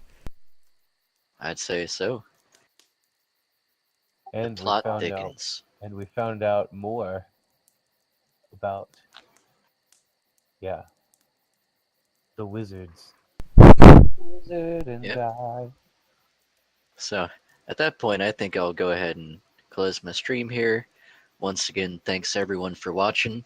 I really appreciate you coming out. Liches, you're a bastard, but thanks for watching.